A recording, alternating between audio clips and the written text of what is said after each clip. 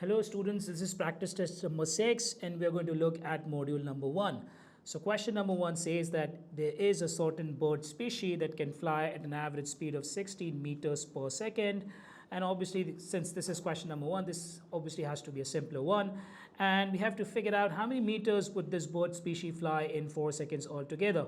So if the bird can cover 16 meters every single second, so for example the bird is going to fly for 4 seconds, so altogether the bird is going to cover up 16 times 4, 64 meters altogether, and that is mentioned in answer option A. So that's the answer for the first question.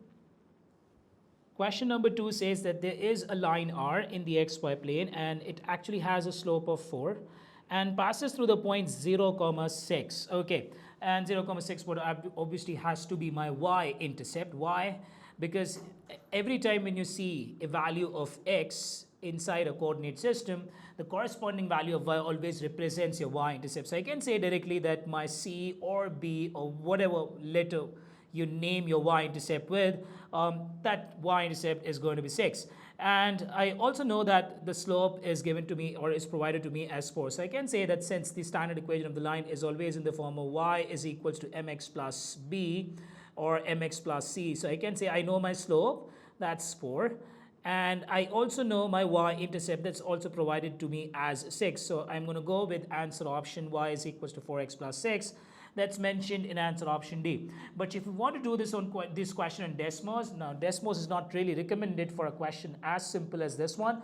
So, but you can type this entire coordinate in the table version. You can just provide your Desmos that I know that one of the point through which this line actually passes through is provided to me as 0, 6.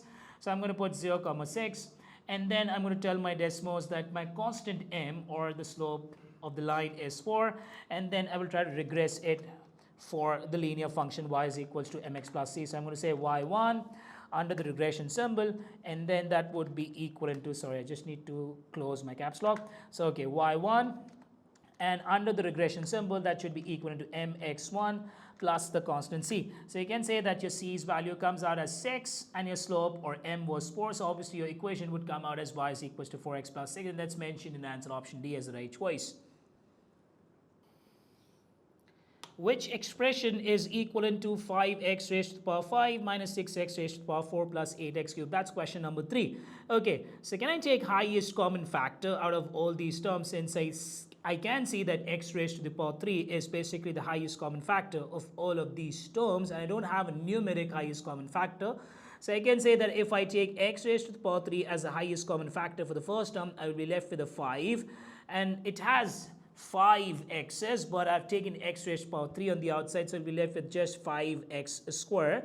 And similarly, you will be left with just 1x inside because you have already taken 3 x's as your highest common factor on the outside, and then plus 8 because x cubed is my highest common factor. So I can say that the equivalent form in factorized form would be x cubed times 5x squared minus 6x plus 8, and that's mentioned in answer option B. But if you're looking to do this question using Desmos, you can just simply type this on Desmos as well, and Desmos is going to automatically simplify everything for you. But how can you do this on Desmos if you want to do this entire question on Desmos? I think the simple method would be just starting with this particular polynomial, which is 5x raised to the power 5 minus 6x raised to the power 4 plus 8x cubed. What I can do in this question, what if I type this entire polynomial first thing first, and instead of writing x, I'm writing a over here. So I'm writing 5a raised to the power 5, and then I'm writing minus 6 raised to the power minus 6 times minus 6 a raised to the power 4. I'm going to put a slider for the constant a, and then plus 8a cube instead of x cube. So plus 8a cube, that's my entire expression, and I'm going to tell my Desmos, let's just take a as any number. Let's say just take a as 2. So if I take a as 2, and then once a is 2, this entire polynomial is coming out equivalent to 128. Now I have to check, I have to cross check which one of these answer options is actually equivalent to this entire polynomial. So if I start with the answer option A, that's a raised to the power 4. So I'm going to type a raised to the power 4. And then inside parenthesis, I'm going to type 5a minus 6. Now what Desmos will do, Desmos will put the value of a, and he will tell you that once A is 2, this expression was giving you 128, but once A is 2, this expression is not giving you 128, it's giving you 100, it's giving you 64. So these are not two equivalent expressions. So if I move on to answer option B, I can do A raised to the power 3, so I can just type A raised to the power 3, and then 5A square, so 5A square, and then minus 6A, and then minus 6A plus 8. Now let's see what this comes out. Minus 6A plus 8, that's coming out exactly equal to 128. So everything perfectly matches over here. So I can say that this gives me an equivalent value to something which I was getting in my initial polynomial, which was 128. So that's one Desmos method of doing this question. But if you want to cross check this particular these two polynomials at the bottom, you can just type these as well, and you will not get your entire expression equal to 128. I can do that for you. So I'm going to type 8a cube. So 8a cube, and then everything inside parentheses. That's 5a square. So 5a square inside, and then finally minus 6a, and then plus 1. So I'm getting this equal to 576. And if I just edit everything, so I can just put a 6 over here, and since this is a raised to the power 5, so I'm going to put 5 at the top of the power as my power right over here, and then minus 6 a raised to the power 4. So let's just edit this thing, minus 6 a raised to the power 4, and then what do we have? Plus 8a cube. So I'm going to put plus 8a cube. And let's see, what do I get? Plus 8a cube plus 1. I'm getting this as minus 5952. So this is again not coming out equal to 128, which I was expecting. I'm only getting this equal to 128 from answer option B, which is why this has to be the right choice for this question. So question number 4 says that we have an equation where x plus y represents the total of x plus y is given to you, by the way, as 1440. Now what does x represent? Represents the number of minutes of daylight between sunrise and sunset x, and the number of minutes of non-daylight y. So x represents the number of daylight minutes, x represents the number of daylight minutes, and y represents the number of non-daylight minutes, right? And the question tells you the value of daylight minutes. Now that actually means that we know the value of x, that's 660. So I can simply put 660 over here. 660 plus y would be equivalent to 1440. Now if I subtract 670 on both sides, I will get the value of y, and once you subtract 670 from 1440, you will get this as 770, and that's mentioned in answer option B as your right answer. So question number 5 says that Scott actually selected 20 employees at random from all 400 employees at a company. Now he had 400 employees in his population, but he sampled out only 20 employees out of a total population of 400. And he found that out of those 20 employees, 16 of the employees in the sample are enrolled in exactly 3 professional development courses this year. So when you selected 20 employees, when you actually sampled out 20 employees, and out of those 20 sampled employees, you got 16 of the employees who were enrolled in all 3 professional development courses. I can say that the ratio of people enrolled in all 3 professional development courses would be 16 over 20. Now I'm going to apply this ratio into my actual population, which is basically 400, under the assumption that whatever sample statistics we get, we actually apply those entire sample statistics into our actual population to get an estimate value. Now the proportion of people getting enrolled in all 3 professional development courses is basically 16 divided by 20, and this proportion would actually remain same once you move from sample to your actual population. Not exactly same, but approximately it would be somewhere around 16 over 20. So I'm just assuming that this proportion stays same for the population as well. So out of the 400 employees, 16 over 20 of the fraction would be enrolled in all 3 professional development courses. I just have to find out what is 16 over 20 times 400. I can put everything on my Desmos again, 16 divided by 20, and then times 400 at the top, times 400, and I will get an approximate or the best estimate. That's coming out as 320. And the question exactly uses the word which of the following is the best estimate, because you can never find out the exact absolute values for the population, because to conduct a research in your entire population is sometimes near impossible. It takes a lot of money, it takes a lot of time, which is why we sample out few people from our entire population and the results of those samples, because it's easier to find out statistics results from the sample, considering sample has lower number of units always. So we always apply those statistics results into our actual population to just find out the best estimate from our population. That is what we were doing in this question. Which equation has the same solution as the given equation? So what if I divide this entire equation by 7? So if I put a 7 in the denominator over here, I'm going to put a 7 over here as well. So 7 and 7 are going to cancel each other. You will be left with 2x minus 3, and then you will be left with 63 divided by 7. That's always 9.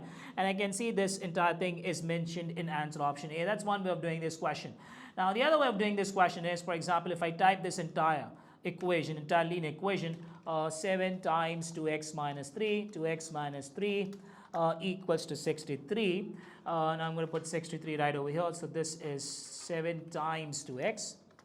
Okay, 7 times 2x minus 3 equals to 63. Now I have to find out which of these four answer options give me the same solution as the equation, as the equation's solution at the top. Now, can you see that this equation solution is this purple vertical line? For example, if I type answer option A, what should happen? 2x minus 3 equals to 9, right? Now, answer option A creates this blue line right at the top of this purple graph, right? You can just uncheck this to see if it is actually happening. Now, just try to shade it again. You will see this black line appearing again right at the top of the purple line, right? Uncheck and keep checking it. Uncheck and check. You will just soon realize that 2x minus 3 equals to 9 is basically the same equation as 7 times 2x minus 3 equals to 63, which actually means that whatever the solution comes out for x from this first equation, the same solution would come out for x from the second equation as well, which is why we're going to conclude that answer option A should be the right choice for this question. So question number 7 is basically on subject of the formula. We have the constant C, P, and K, and we're just looking to isolate the constant C. It's pretty simple because you just have to add 7 on both sides to make sure that C is isolated on any one side of the equation.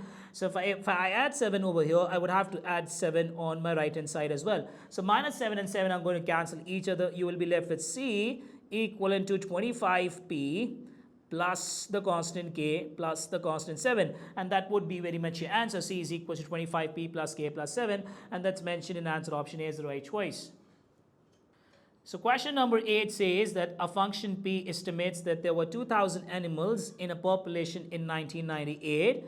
Now each year from 1998 to 2000, the function estimates the number of animals in this population increased by 3%, that's a growth factor, and the number of animals in the population from the previous year. Now we have to create an exponential function for this one. So how do we create one? So P of x represents the population of animals since the year 1998. So obviously my entire experiment is starting from the year 1998. So the value of my population in the year 1998 what actually represents my initial value, right? So my initial value, my principal value is basically 2,000. I'm going to put 2,000 right over here. And what's my growth factor? Things are increasing by 3%. Now, the original value of percentage, the counting for percentage always starts with the number 100%, right? So if increasing certain thing by 3%, it actually means that 100% plus 3% would give you a growth factor of 103%. So you're going to multiply everything by 103%, and that's in decimals is equivalent to 1.03. And you're going to repeat this experiment for a total of x years. That's something mentioned in the question. Population x years after the year 1998. So I'm going to repeat this entire experiment for a total of x years. And things are actually increasing by 3%. So the rate is getting applied. The 3% rate is getting applied after every 1 year. So I'm going to put x denominator equivalent to 1. That would be my entire exponential equation. So what is an exponential function? You always start with the principal value, and then you put your rate or your growth or decay factor. So I'm going to put factor over here instead of rate. So I'm going to write factor. So the factor comes up inside the parenthesis, and then at the top you will have total units for which the experiment keeps on repeating, and at the bottom you always write change units. I'm explicitly writing it over here. Change units. For example, in this question, things were increasing by 3% after every 1 year, which is why I wrote x divided by 1. For example, things would have been increasing by 3% after every 5 years. I would have written this down as x divided by 5. 2000 times 1.03 raised to the power x divided by 5. But in this case, I would be writing x divided by 1. And that is something that I'm going to do in this question. So I have my exponential equation, 2000 times 1.03 raised to the power x divided by 1. I think that's mentioned in answer option C. That's my right choice. So question number 9 says which expression is actually equivalent to x squared plus 11 whole square plus x minus times x plus 5. So let's have a look at the manual approach first of doing this question.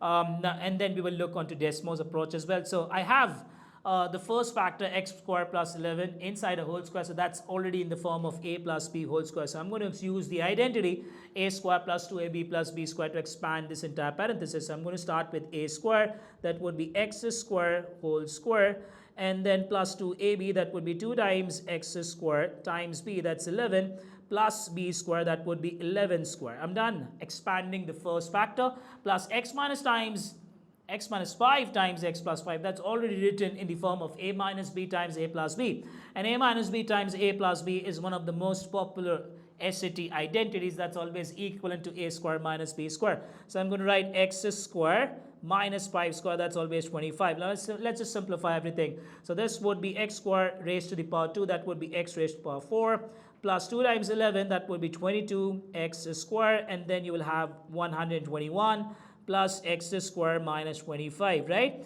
And now if you want to simplify, so I'm going to get x raised to the power 4.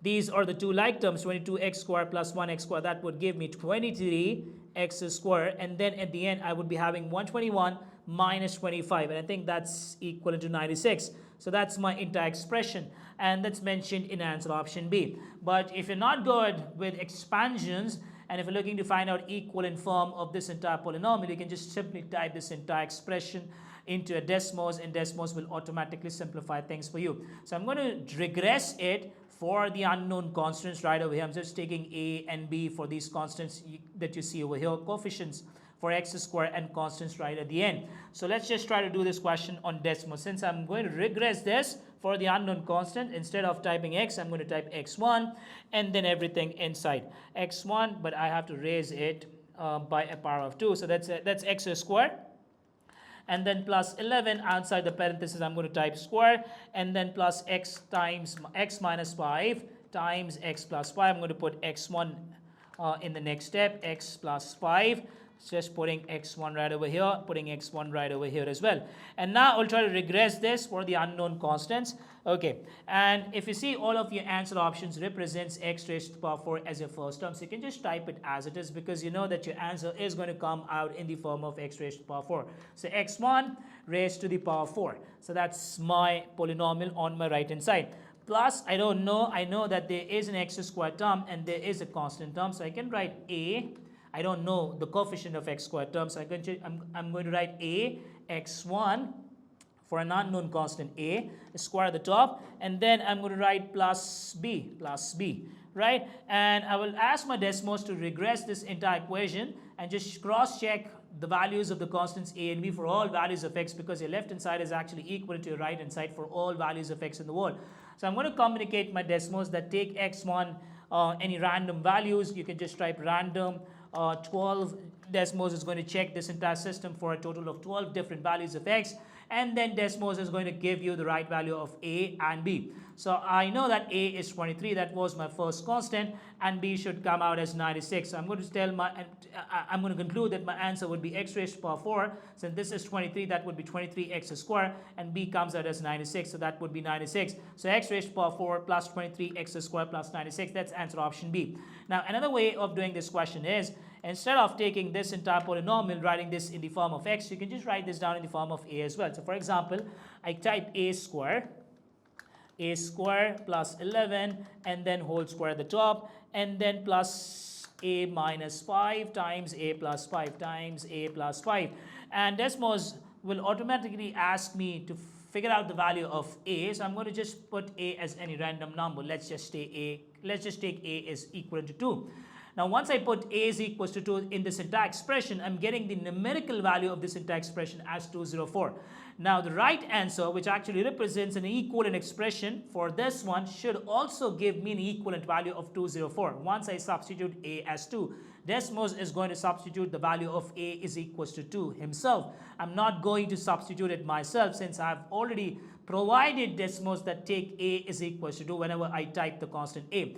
Now for example, if I try to explore answer option a, I would be writing this as a raised to the power 4 and then plus 23a square. And then at the end, I'm going to type minus 14, right? Minus 14. This comes out as 94. I was expecting this to come out as 204. I'm actually looking for 204. Then what I will do, I will edit everything. I'm going to put, instead of minus 14, I'm going to put plus 96 right over here. And this comes out as 204, exactly equivalent to this one. Now, if you want to cross-check with answer option C and D, you can type answer option C and D as well. So this is not 23 in answer option C. This is basically 12. And this is, I think, 121. So I'm going to put 121 right over here. This not comes out as 204.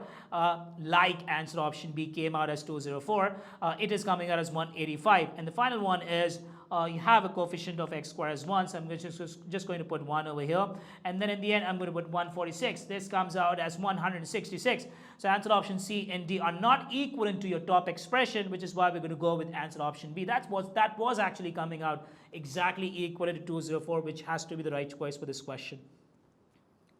An egg is thrown from a rooftop and the equation h is equals to this represents the situation where h is the height of the egg above the ground in meters t seconds after it is thrown. Now t represents time and h actually represents the height of the egg, right? And now according to the equation, what is the height in meters from which the egg was thrown? Okay, so we are looking to find out the height of the egg. So how can I do this question?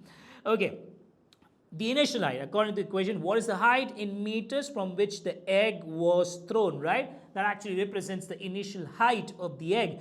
And the initial height of the egg will be at the time when t is actually equal to 0, because at any initial stuff, the value of time is always 0, right? So what I'm going to do, I'm going to put 0 for my time right over here, and I will calculate my height. That actually represents the y-intercept of your parabola. But still, if you want to if you do not want to interpret this diagrammatically, you can just put t is equals to 0, because I'm looking to find out my initial height from which the egg was actually thrown. At initial anything in the world, the value of time will always be 0. So I'm going to put time as 0 in this function. And once I put 0 over here, 0 square would be 0. It will vanish the number negative 4.9. 0 times 9 would be 0. And you will get the value of h as 18. That should be the right answer for the initial height for this question. So question number 11 wants me to calculate the value of 6x. How can I simplify this equation? Obviously, I'm going to start by dividing 4 on both sides. So this would become under root 2x on one side equals to 16 divided by 4. That's always 4. And now I'm going to take square on both sides. Once you put a square over here, you're going to put a square at the top on your right hand side as well. So square and root are going to cancel each other. I'm left with 2x on my left hand side is equals to 16 on my right hand side. So I know what is 2x equivalent to, and I'm looking to find out the value of 6x. So what if I multiply by 3 on both sides? If I multiply by 3 right over here, which means I would have to multiply by 3 on my right hand side as well. So this would become 6x, right? Equals to 16 times 3, 48. Or you can actually calculate the value of x and then just multiply it by 6. Eventually, you will still get the value of 6x as 48. Or you can type this entire equation on Desmos and look to find out the value of x. For example, let's say if I start with 4 and then I'm going to put square root at the top. So let's just put square root and 2x and then equals to 16. Okay, I'm going to put y over here. I'm going to put y is equals to 16 on the another line of my Desmos function equals to y. So that's y, and then y is equals to 16. Y is equals to 16. And let's see what is the value of x at the intersection point that I'm getting. I'm getting my value of x as 16, right? This is, 8. This is y, this is x. I'm getting my value of x as 8. And since I'm looking to find out the value of 6x, I can just type 6. And when x is 8, 6 times 8, that comes out as 48. That should be the right answer for this question through this Desmos approach as well. The relationship between two variables x and y, that's by the way question number 12. Question number 12 says that we have got a relationship between x and y which is actually linear. For every increase in the value of x by 1, the value of y increases by 8. So how do we define slope, right? We define slope as the ratio of how much change in y you're getting divided by how much change in x you're getting. So once the question says that when the value of x increases by 1, so I can just write change in x is basically positive 1, right? Positive 1 since x is increasing. The value of y also increases by 8, so I can write just positive 8, and positive 8 divided by positive 1 is positive 8. So I know the slope of this linear function. And the question also tells me that when the value of x is 2, the value of y is 18, right? So I know one of the coordinates through with this function actually passes through, that's 2 comma 18. I also know the slope. I'm just looking at the manual approach of doing this question first. So what if I start doing this question now using the equation of the line formula y is equals to mx plus c. I will try to find out the value of c, or you can just, since you know the slope, you know that answer option C, which represents a slope of 8, that should be the right answer, right? Because that's the only answer option that represents a slope of 8. But still, if you want to figure out the entire equation, just to confirm everything, I'm going to put y as 18, I'm going to put x as 2, because I know that x and y are 2 comma 18 respectively. So 18 for y and for m, I'm going to put 8, and for x, I'm going to put 2 plus c. So 18 equals to 16 plus c, and if you subtract 16 on both sides, you will get the value of c as 2. So your equation would be y is equals to mx, that would be 8x plus 2. And that's your answer right over here, answer option C. But if you want to do this question in Desmos, you can start with the first coordinate that's actually known to you. You know that the value of x is 2 when the value of y is actually 18. So 2 comma 18, that's my first coordinate. And the examiner tells you that once the value of x increases by 1, so my first value of x is 2, so let's just increase this x by 1, it will become 3. And the question says that once x increases by 1, the value of y increases by 8. So 18 is going to increase by 8 units, and what is 18 plus 8? That's 26. And now I will do the automatic linear regression, that comes out my answer, y is equals to 8x plus 2, that's mentioned in answer option C. How many distinct real solutions does the given equation have? This is, by the way, question number 13. And now we have an equation x squared equals to minus 841. And we have to find out how many real solutions, distinct real solutions, does this given equation should have. Now, one way of interpreting this equation would be, now if you try to find out your value of x by taking square root on both sides, yes, the square root of x squared would be just x or mod of x. But square root of negative 841 is absolutely not possible, right? You won't be able to find out the square root of the negative 841 to get a real solution. Yes, there will be complex solutions, but that's not something part of a SOD course, so let's just ignore it. I won't be able to find out the real value of square root of negative 841, which is why I'm going to go 0. I'm going to say that since I'm not able to solve for variable x, I'm going to say that this equation should have 0 solutions. Or another way of interpreting this equation would be, if you try to get everything on the same side by adding 841 on your right hand side and on your left hand side, you will get this as x squared plus 841 equals to 0. Now, since this is a quadratic function, I can actually find out the value of your discriminant, right? B squared minus 4ac, and I can actually see what is the numerical value of my discriminant coming out. So I don't see a term in x, so there is a 0x in my quadratic equation, so coefficient of x is 0, so value of b would be 0 square. Minus 4 times a is 1 and c is 841. Now, without even calculating, without even putting it on my calculator, you can, if you want to, without even actually typing this on my calculator, I know that this value should have come out as a negative number. This is negative 4 times 841. It should come out as less than 0. And when discriminant comes out as less than 0, the quadratic equation never has any real solutions, which is why we're going to go with answer option D again. But again, if you want to do this question in Desmos, you can type this equation in Desmos, x squared, and see how many intersection points you're getting. X squared equals to y first. I'm just typing y. And I know that y is actually negative 841. I'm going to put it on the next line. Y is equals to negative 841. Right over here. So I can see that this linear function and this parabola are actually not intersecting. You can see this linear function right at the bottom. This black line represents the horizontal line's equation for y is equals to minus 841. It's not hitting my parabola. My parabola's minimum turning point is right at the origin. So it's not even touching it, right? Which means that I'm getting absolutely no real solutions for these two equations, which is why, again, we're going to go with answer option D as the right choice for this question. So we have got a box and whisker plot in this question, and for all the box and whisker plots, just remember this always represents your lowest value. This is your lowest value of the set, and this always represents the whisker at the end that represents the highest value of the set. That's your highest value.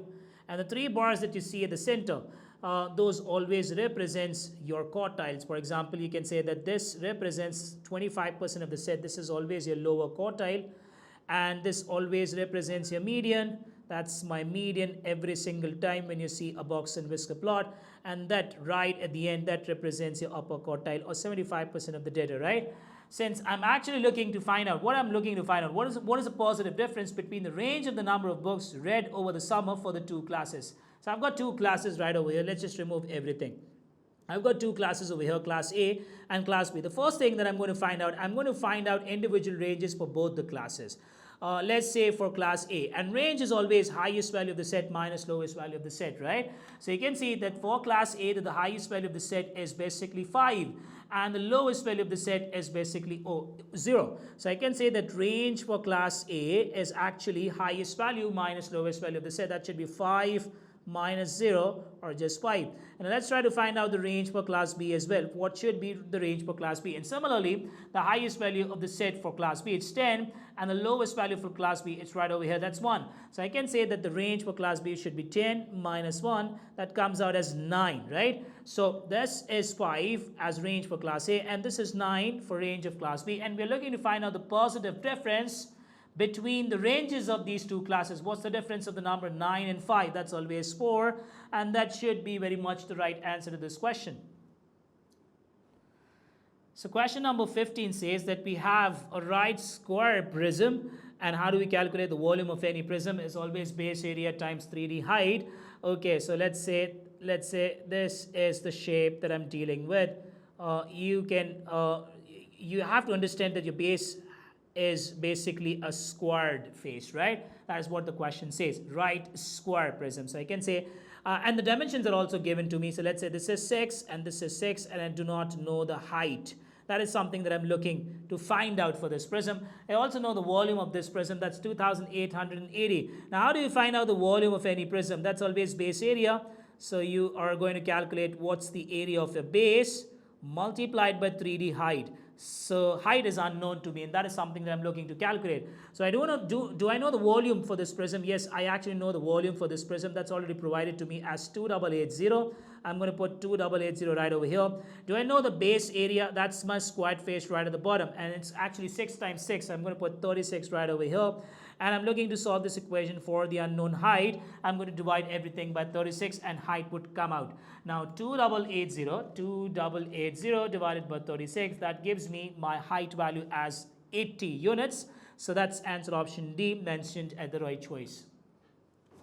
Question number 16 gives us a scatter plot, and you can see an exponential function, an exponential relationship between the variables x and y, and where the equation is given to you as the parent equation of exponential function y is equals to a times b raised to the power x.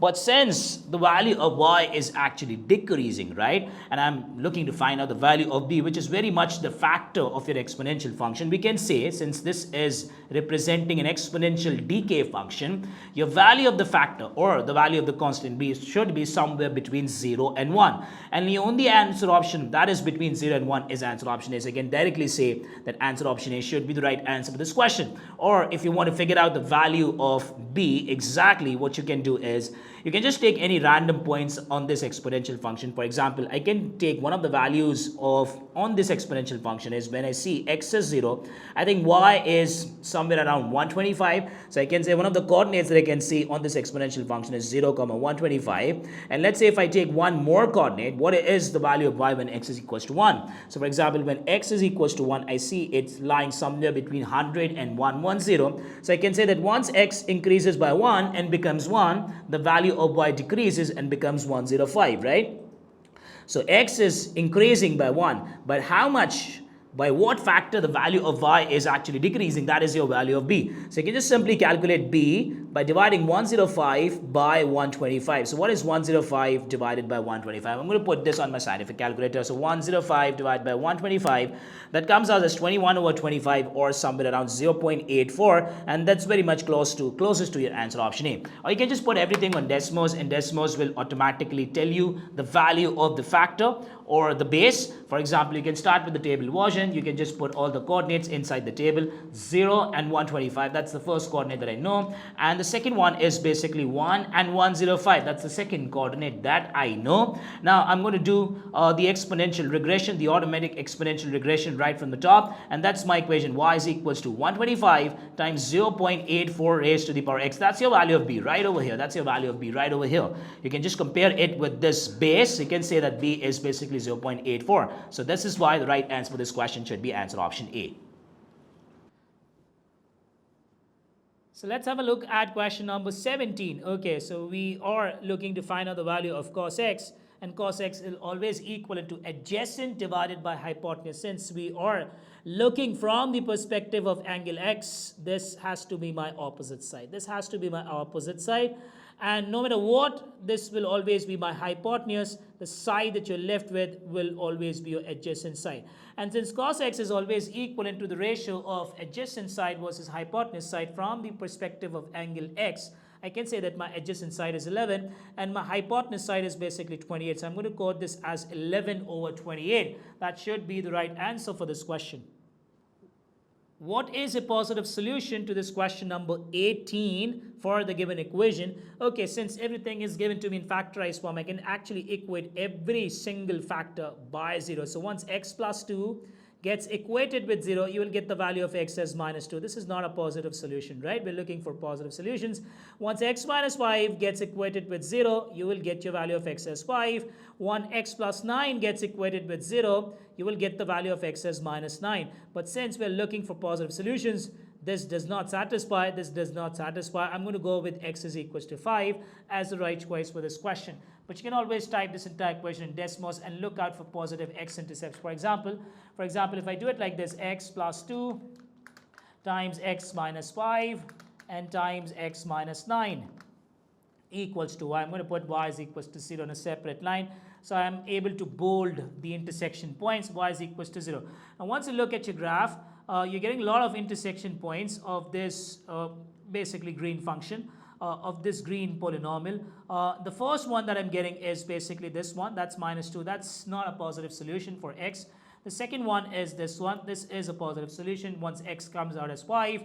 And this is coming out as 9. X is equals to 9. Okay, I'm getting, sorry, this was x plus 9, not x minus 9. So I'm going to put x plus 9 and the graph will automatically adjust itself. So I'm getting 3 solutions again. One of them is x equals to minus 2. The second one is x equals to minus 9. Both of them are negative, and the third one is x equals to 5. That should be the right positive solution for this cubical function that we were dealing with in this question. So question number 19 gives us a question on similar figures, right? Okay, so one of these angles are actually equal to each other. Both of them are sharing an angle of 8 degrees. So both of these two triangles have one angle equal to each other, right? And I know that this angle over here should be exactly equal to this angle right over here. These are called vertically opposite angles, and they're always equal, right? So I can say that both of these two triangles have got two angles equal to each other, right? Which is why, as per the property of double A, or you can say triple A, but mainly double A applies up over here because I've not looked at the third angle yet. But as per the property of double A, which is very much popular property of similar triangles, you can say that these two triangles are similar. So obviously the ratio of corresponding lengths have to be equal. By the way, since both the two angles are equal to each other, two angles from the second triangle, you can say that the third one would automatically come out as equal. So angle X would be actually equal to angle Z in the smaller triangle. And similarly, angle Q and Q would be equal, and angle W and Y would be equal to each other as mentioned by the examiner. Okay, so now what are the sides given to us? YQ is basically 63, so I'm going to write 63 right over here, and WQ is 70, right? So I know the length of two corresponding sides, right? Since, can you see this dotted arc right over here? the side opposite to this is 63. And can you see this dotted side right over here? The side opposite to this, that's 70. So I know two corresponding lengths, 63 over 70, will be my ratio. WXQ is basically given to us as 120. So I'm going to put WQ. XQ is given to me as 120, so I'm going to put 120 right over here. And there was one more side that's, I think, WX. WX is basically 60, so I'm going to put 60 right over here. And I'm looking to find out the value of YZ. YZ, this is something that I'm looking to figure out. So I'm going to do big versus small, L1 divided by L2 equals to L3 divided by L4 is equals to L5 divided by L6. I'm going to start with YZ. YZ is my unknown. I'm looking to calculate the value of YZ. And YZ is basically YZ. Side YZ is actually opposite to this marked angle, right? So the corresponding side of YZ in your bigger triangle would be again opposite to this angle, right? This angle, because these two angles are actually equal to each other. And the side opposite to this angle is basically 60, right? Okay, so I'm going to put 60 over here. Now I have to use one known ratio so I can actually find out the value of YZ without involving any other unknown in the equation that I'm actually creating in this question. So let's see. Do I have an angle? Do I have a side right in front of both the angles A? I know what is the side opposite to this angle, that's 120, but I do not know this side. So I'm going to ignore angle A side. But now let's have a look at this side. For example, the dotted arc side length. That's provided to me as 63. And the dotted arc's length, the dotted arc side length is provided to me as 70 over here. So I can compare this 63 with 70. Again, small versus big. So 63 versus 70. Now, in order to find out YZ, I just have to multiply 63 by 70 by 60. I can just type this on Desmos. You can type this on your scientific calculators as well. 63 divided by 70. Since you're multiplying both of the sides by 60, I'm going to multiply 63 by 70 by 60. And that comes out as 54. So I can say that what is the length of YZ? YZ is basically 54. That should be the right answer to this question. So question number 20 says that I've got a function g, and g of x is basically in factorized form. That's given to me as x plus 14 times t minus x, and where t is a constant. And one of the coordinates that I actually know in this function is 24, 0. I think that would be enough to find out the value of t, right? So you're going to put x as 24 and y as 0. So if I put 0 over here for g of x, this would be 0 right over here, and I'm going to put x as 24, so 24 plus 14, right? I think that would be 38 if I'm not wrong, 24 plus 14, and times t minus 24, right? T minus 24, everything equated with 0, right? So if I divide both of my sides by 38, I will get this equation in the form 0 is equals to 38 divided by 38 would cancel each other. I'm just dividing everything by 38. So 38 divided by 38 would be 1, 0 divided by 38 would be 0. And you'll be left with just t minus 24. And now adding 24 on both sides, you will get the value of t is equal to 24. I'm just looking at the manual approach first. And since now I'm looking to find out the value of g of 0, that's pretty simple.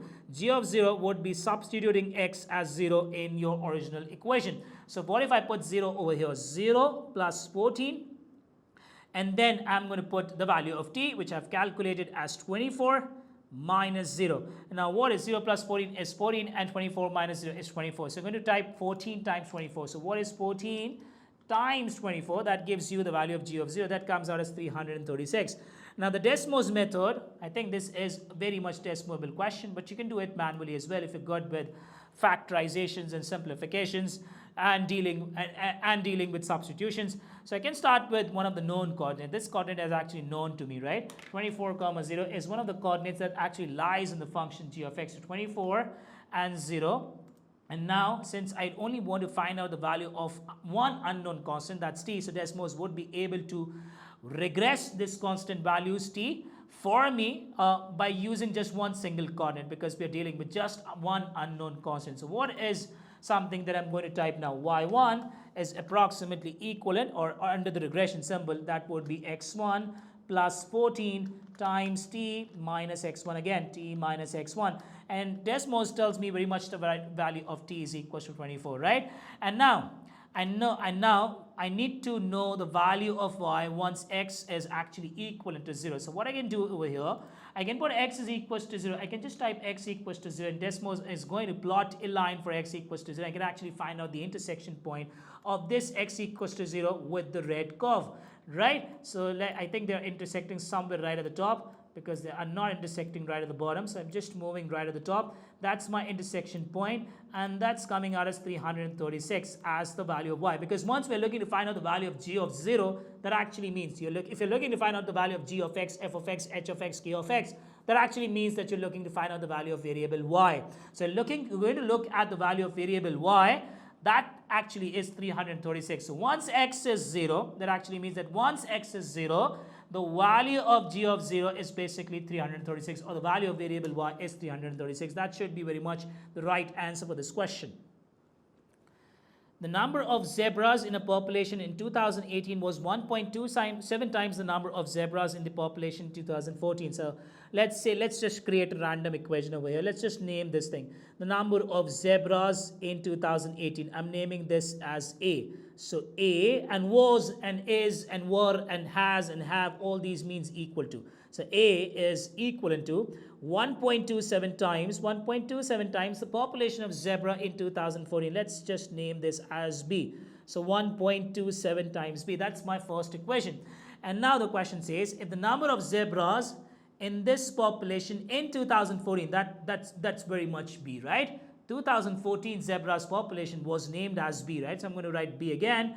Is, was, were, has, have, all of such words actually means is equals to P%. So I'm going to write P percent, or P divided by 100 of actually means multiply, of the number of zebras in this population in 2018, and 2018 was labeled as A, right? So I'm looking to find out the value of P, right? And how can I find out the value of P? If I divide both of my sides by A and multiply both of my sides by 100. So if I multiply 100 on both sides and divide both of my sides by A, I will get the value of P. So P is actually equivalent to B over A times 100. And do I know the value of B over A B? Do I know the value of B over A at least? I can just actually multiply that by 100, right?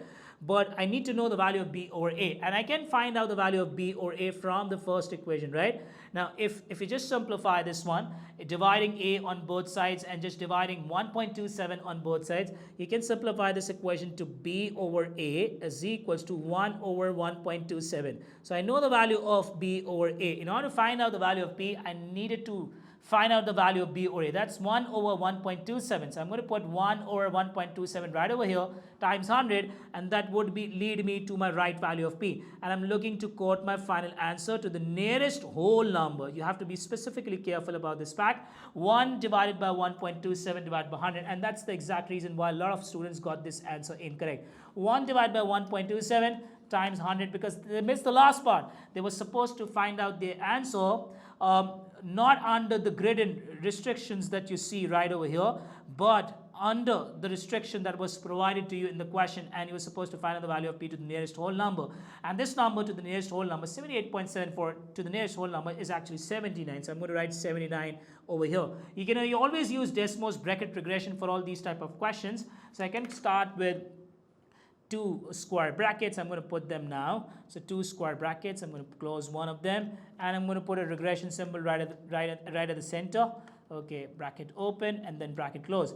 And now I'm going to type every single equation inside these square brackets. So what's the first thing that I know? The number of zebras in a population that was labeled as A was 1.27 times the number of zebras in the population in 2014, which was labeled as B. So I'm going to type A and comma, and I know that A is actually equivalent to what? Is actually equivalent to 1.27 times B. That's my first equation right over here. 1.27 times B. So I can write 1.27 times B. Now let's move on to the second equation. I'm going to put a comma over here as well. Now let's move on to the second equation. What is the second equation that we have? We're going to put that after the comma. Let's move on to the first square bracket again. The question tells you if the number of zebras in this population, in which population? This population in 2014, that actually means B, right? Population for the year 2014. B is equals to, and that is what the word comma, the symbol comma over here represents. This is actually equal to P% of the number of zebras in the population in 2018. So I'm going to write P%. P% of what? P% of what? P% of basically 2018's population. 2018's population, I think that was labeled as A. So I'm going to put A right over here. P% of A. And Desmos just provides me the value of P. That comes out as 78.74. I'm actually looking to find out the P value to the nearest whole number. So 78.7 to the nearest whole number should be 79. That's how we're going to do this question Desmos as well. So in this question, question number 22, that's I think the last question of the entire practice test module number 1, practice test number 6. So this has to be the most difficult one. Circle A shown is defined by the equation x plus 2 whole square plus y square equals to 9. Circle B not shown is a result of shifting circle A down by 6 units. So what happens? This actually means a translation of 6 units downwards. And whenever you translate any graph in the world 6 units downwards, you always replace variable y with y plus 6. That's the exact transformation formula that you have to learn by heart. Right, so x plus 2 whole square, I would have to edit my equation. I would have to replace variable y, which was inside a square initially. I would have to replace this variable y with y plus 6, right? So I'm going to put y plus 6 right over here, and I know that everything would be equated by radius square. But some changes are happening with the radius of the circle as well. Now, if you know the standard equation of the circle, which is always x minus h whole square plus y minus k whole square equals to r square, this is basically not your radius. 9 is basically the value of your radius square. So I know my radius square is 9. So if I try to find out the square root of 9, that should be 3. That's pretty simple. Now I have to double this number, right? Because I'm creating a circle whose radius is 2 times the radius of the original circle, right? So if this is 3, double of that number would be 6, right? But in this equation, equals to the constant is never your radius, it's basically your radius square. So if the new circle has a value of radius as 6, the square of that number would be 36. And I can see that answer option A perfectly represents the equation that I've created, x plus 2 whole square, y plus 6 whole square equals to, yes, 4 times 9, that's basically equal to 36. I can go with answer option A as the right choice. But if you want to do this question Desmos, I don't really recommend, because this question looks a lot easier if you have learned all the 4 rules of transformation of functions. But you still, if you're not aware of transformation of function rules, you can just try your luck on your Desmos as well. Let's just try to figure out a way of doing this question Desmos. So x plus 2 whole square, and then we have plus y square equals to 9. So plus y square equals to 9. That's my original equation, right? Equals to 9. That's my first equation, and I've just represented everything in this original equation. Now what I'm going to do, I'm going to type answer option A. Since I know that this circle right at the top, you can see that this is your topmost point and this is your bottommost point. You can just export these coordinates as well if you want to. Your topmost is this point. Let's just name this as A. So A is equals to this and B is equals to this. And you can find out the distance of these 2 points. The distance of topmost point and your bottommost point would always represent the diameter of your circle, right? The distance comes out as 6. You can just observe this as manually as well, because this was minus 3 and this was positive 3. From minus 3 to 3, you're actually traveling 6 units, right? So your diameter would be 6. So obviously, the right equation would be one of those equations where diameter should also get doubles, right? Once radius gets doubled, the diameter should also get doubled, right? So let's move on to answer option A. Let's just type answer option A. Let's see what is happening in answer option A. But one thing, I need to look at what is the center coordinate of my current circle. So I'm going to type midpoint of the topmost point and the bottommost point, and the Desmos is going to bold this point for me, midpoint A comma B. Now let's just type answer option A, and let's see what type of circle do we get. So I'm going to start with x plus 2 whole square, and then I'm going to type plus y plus 6 whole square, y plus 6 whole square, and then okay, I'm going to put a square right at the top, and equals to 4 times 9, 4 times 9. Okay, so I have the circle right over here, and I can again export the topmost point and the bottommost point, right, in this Desmos function. Let's just name this as C. So let's just name this as C, and the bottommost point right over here, let's just name this as D. So I'm just naming this as D. And if you want to find out the distance, that's pretty simple. From minus 12 till 0, you're actually 12 units upwards. That tells you that your diameter should be equal to 12. But still, if you're not good, you can just find out the distance C comma D, and Desmos is going to provide you the distance from the topmost point till the bottommost point. That's coming out as 12. But my initial circle diameter was 6 and my new circle's diameter is basically twice of that number, right? So answer option apple is actually satisfying the radius getting twice statement, right? But if we want to look if this circle, if this second circle is translating downwards or not. For example, if you have to create a new circle by translating this entire red circle at the top 6 unit downwards, obviously the center coordinate would go 6 unit downwards as well. So for example, if I try to find out the center coordinate of this new circle, because I know the center coordinate of the original circle, midpoint C comma D. Okay, I'm going to write this in caps so Desmos can read it. Midpoint C comma D, that comes out as -2 comma -6. If you notice, the midpoint of your original circle or the center coordinate of your original circle was -2 comma value of y was 0, but now the value of y has reduced itself. The value of x has not changed, which means the graph has not tried to translate rightwards or leftwards. Since this is -2 and this is also -2, the graph has just come 6 units downwards from 0 to the new value of y. It is now -6. That perfectly verifies that the right answer for this question should be answer option A through Desmos approach as well. Hello students, this is module number 2A of practice test number 6. Okay, and module number 2 is always the easier version. Module number 2B will be the harder version. If you got module number 2B as one of your modules for practice test number 6 while attempting this paper in BlueBook, you can just click the timestamp at the bottom of the description, and from there you can access to the solutions of module number 2B as well. So let's start with question number 1. How many meters are equal to 2300 centimeters? It's a simple question. What do we know in this question? We have a ratio given to us that 100 centimeter is actually equivalent to 1 meter. So if I have to convert this smaller quantity, 2300 centimeters into meters, I'm going to divide it by 100. So I'm going to do 2300 divided by 100, and zeros are going to cancel each other, and I will get my answer as 23 meters. Or you can use the ratio method where 100 centimeters is provided you as 1 meter. So obviously if you're looking to figure out the value of 2300 centimeters against x meters, just cross multiply everything. You will get 100x is equals to 2300, and once you divide your answer by 100, you will get the value of x as 23. That should be the right answer for this question number 1. The function f is defined by f of x is equals to 8x, and be very careful with the condition given to you. This is not the value of x, but instead it is the value of function f of x, and we have to find out the value of x for which f of x equates with 72. So I'm going to put 72 for f of x is equals to 8x, and now I'm going to divide both of my sides by 8. So x would come out as 72 divided by 8 as 9, and that's mentioned in answer option B. Now, if you want to do this question using Desmos, you can just type f of x.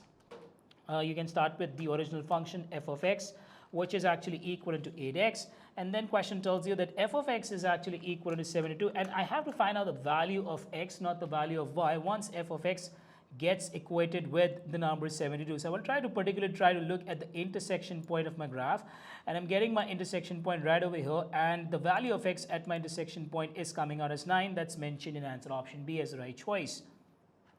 Question number 3 wants us to compute 20% of the number 440. You can write down 20, and per means upon, and cent means 100, of means always multiply, and 440. Now you can just simply type everything on your scientific calculators. You can solve it manually as well if you're comfortable solving things out manually, but I would not recommend you guys to solve things manually. Just type 0.2 times 440 on your calculator or on your Desmos. So I'm going to do 20 divided by 100, and then times 400 and 440. 440, that comes out as 88, and that's mentioned in answer option B as the right choice. Question number 4 says, in the figure, two lines intersect at a point, angle 1 and 2 are vertical angles, and vertical angles or vertically opposite angles are always equal to each other. So when one of them, which is measure of angle 1, that's provided to you as 72 degrees, so obviously measure of angle 2, that should also be 72 degrees. It's an easier question, what is the measure of angle 2? That's mentioned as the right choice in answer option A. What value of P is the solution to the given equation? Since I've got a plus on the outside, so I can just simplify it. I can open the parenthesis directly. So this is P plus 3 plus 8 is equals to 10. I don't think so people should need Desmos for these type of easy linear equations. So I have P plus 11 equals to 10, and now I'm going to subtract 11 from both sides. So minus 11 from here and minus 11 from here. 11 and 11 are going to cancel each other. You will be left with p isolated on one side, and 10 minus 11, that's minus 1. So the right answer for this question should be answer option A. Question number 6 wants us to figure out the y-coordinate of the y-intercept of this reciprocative graph. Okay, so what is the y-coordinate of the y-intercept? I think that's my y value, right where the graph crosses your y-axis. I think it's exactly somewhere between 2 and 4, right? So the number exactly between 2 and 4, that's always 3. So I'm going to code the right answer for this question as the y-coordinate, just the y value, that's 3. That should be the right answer for this question. So question number 7 wants you to figure out the solution x comma y, or the solution coordinate for these lines intersection point. I can say this is the point where the graphs actually meet, and I think the value of x over here is 2 and the value of y over here is 4. So I can say the intersection coordinate or the solution to these linear equations is basically 2 comma 4, and that's mentioned in answer option B as the right choice. What is the positive solution to the given equation? Okay, so I can simplify this equation by adding 53 on both sides. So if I add 53 on both sides, minus 53 plus 53 would actually cancel each other. And 91 plus 53, that would be 144. Now if you take out the square root on both sides, k squared square root would be just k, and 144 is a square root is always plus minus 12, right? But since we're looking for the positive solution to the given equation, we're going to code k as positive 12, not negative 12. That should be the right answer. You can particularly do this question on decimals. You can replace k with x. So I can type k as x squared. So decimals can automatically plot the graph for me. Minus 53. Okay, I'm going to put this equivalent to y, and in the next line I'm going to type y is equals to 91. So decimals can find the intersection points, and specifically I'm looking to find out the value of x because I replaced unknown variable k with x, and this is the intersection point that I'm getting of the line with the curve. At one of the values of x that I'm getting is positive 12, the other one of them is negative 12, but I'm going to ignore the negative solution or the negative value of x or the negative value of the unknown k for this question as mentioned in the question. The solution to the given system of equations is x comma y. Since this is an easy or simultaneous equation question, I know the value of x. I can just put x as 8 in my second equation. So this leads to a plus 3y is equals to 26. Now I'm going to subtract 8 and on both sides. So 3y would stay on my left hand side. 8 minus 8 would cancel out. And 26 minus 8 is always 18. And I will get the value of y as once I divide both of my sides by 3. 18 divided by 3 is always 6. And we're going to find out the value of y. That's 6. Or you can type both the two equations in decimals and look out for intersection points for x and y. Specifically, I'm looking to find out the value of y. So the next equation is x plus 3y. X plus 3y is equals to 26. I will try to find out the intersection points, and this is my intersection point of the green line with the purple line. That's 8 comma 6, and I'm still looking to find out the value of y, which is why I'm going to quote my final answer, just 6 only.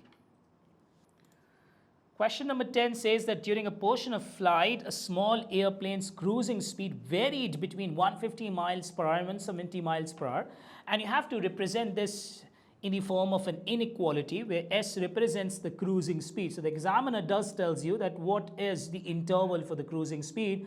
The minimum value of a cruising speed is 150. So it has to be more than or equal to 150. And the maximum value of a cruising speed is 170. So it has to be somewhere between 150 and 170 inclusive, right? And that's pretty much mentioned in answer option D. That should be the right choice for this question.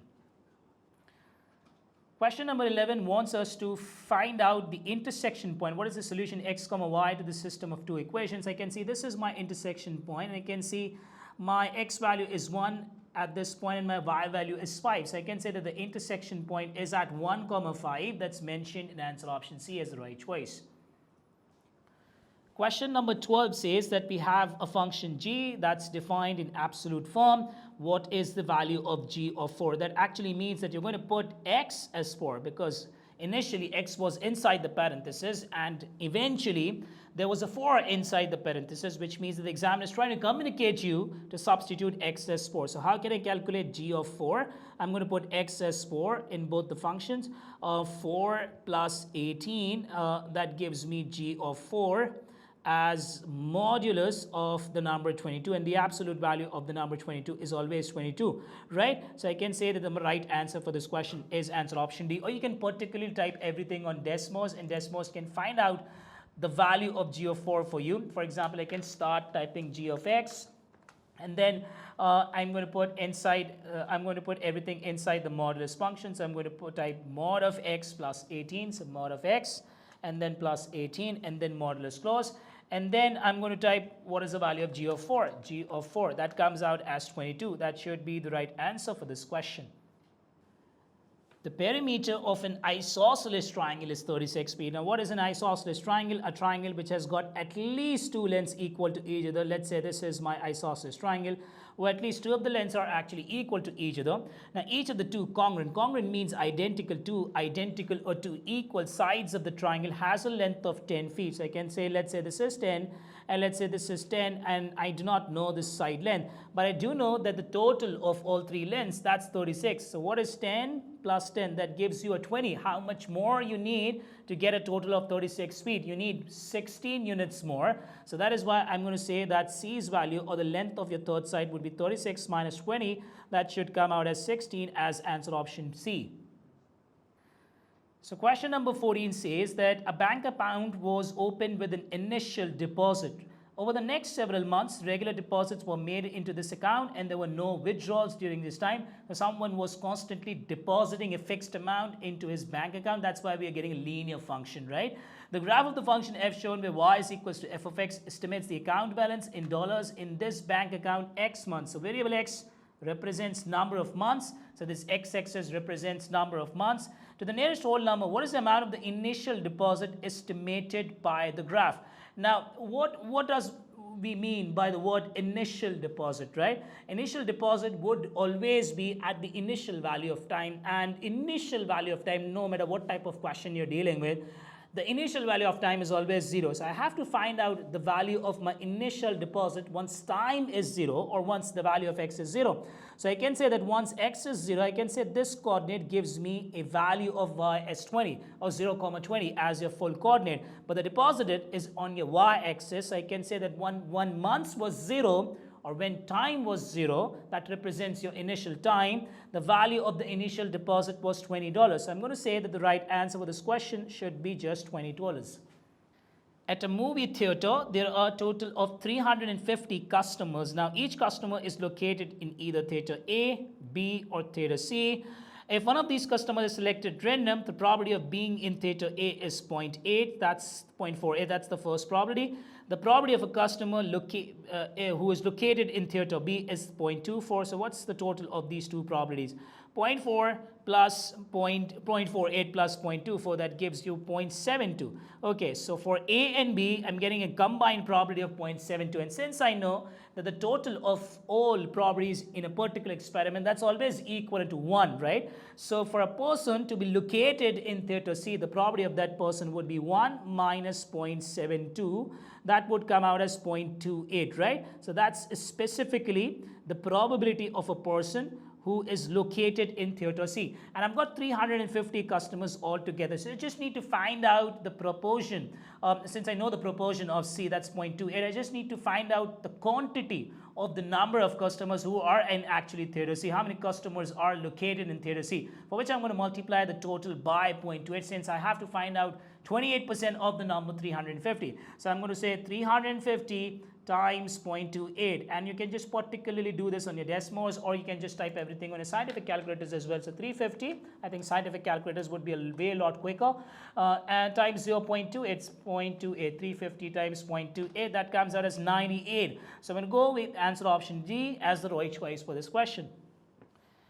Brian saves 2/5 of $215 he earns each week from his job. So how much he is saving every week? He is saving 2/5 of, always means multiply, of the number 215. We can particularly calculate what is the amount he is saving by calculating 2/5 of the number 215. So I'm going to type 2/5 of the number 215. That comes out as 86. So he's actually saving $86 every week. And now I have to find out how much would he be saving in 9 weeks altogether. Since he is saving $86 1 week, what would be the total amount that he would be saving for 9 weeks altogether? I just have to multiply this answer by 9. Now, once I multiply it by 9, I'm getting this answer as 774. That's the total amount that he would be saving for 9 weeks altogether. In this question, I have an exponential function, and I can see that the growth factor is basically 2, right? So once you move from one value of x to another, once you move from consecutive values of x, the value of y should get doubled, right? And your principal value should be 32. And your principal value always represents your value of the function y once x is 0 in all the parent form of exponential functions, right? So I can say that once x is 0, the principal value of y should be 32. And then once you increase your value of x by 1, things should get doubled. For example, once x is 0, I do not see my principal value of y as 32. Instead, it's 0. So answer option A cannot be the right choice.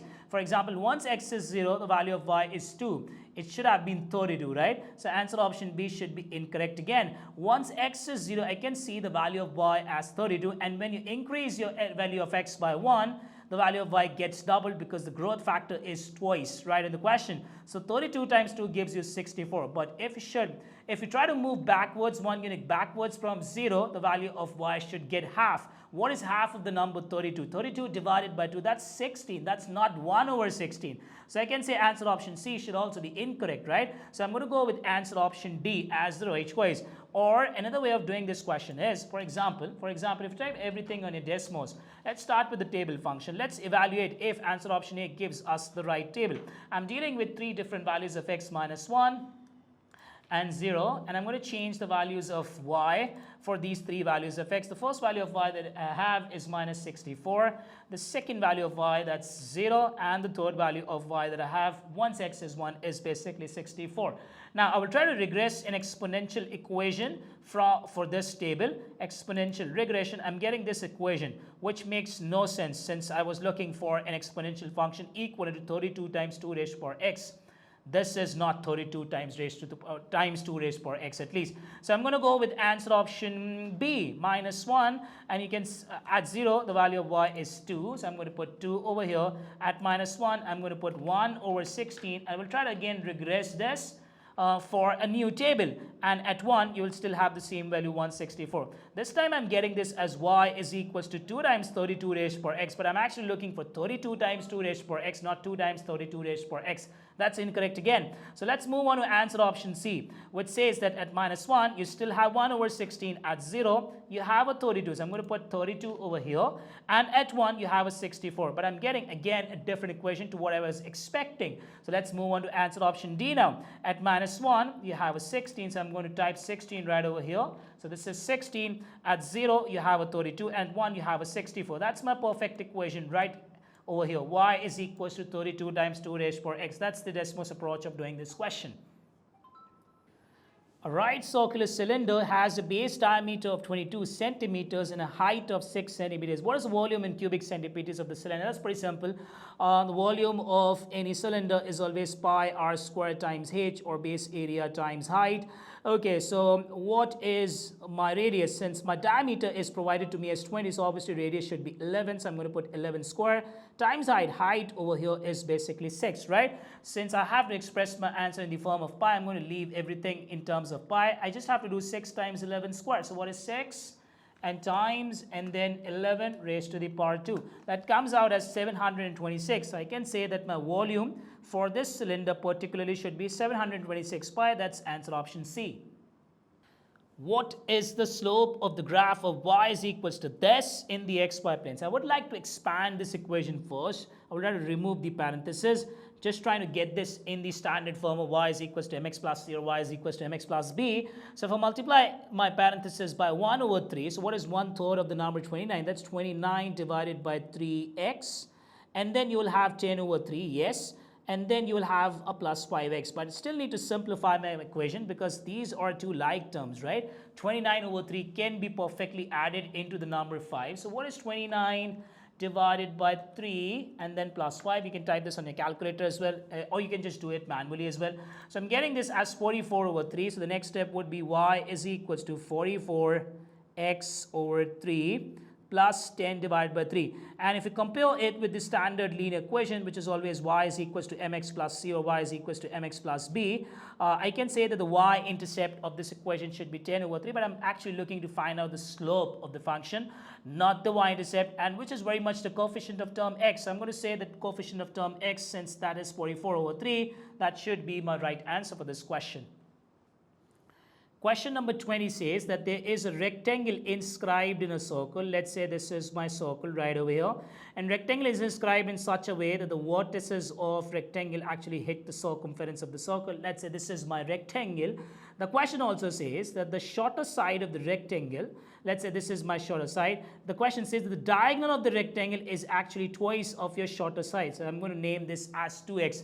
So I can say if one of the legs of the rectangle is x, the hypotenuse of a 90-degree triangle is basically 2x, and that gives me a feeling that somewhere in this question the ratios of triangles are involved. What actually happens once you have one of the legs as x in a 90-degree triangle and your hypotenuse as 2x?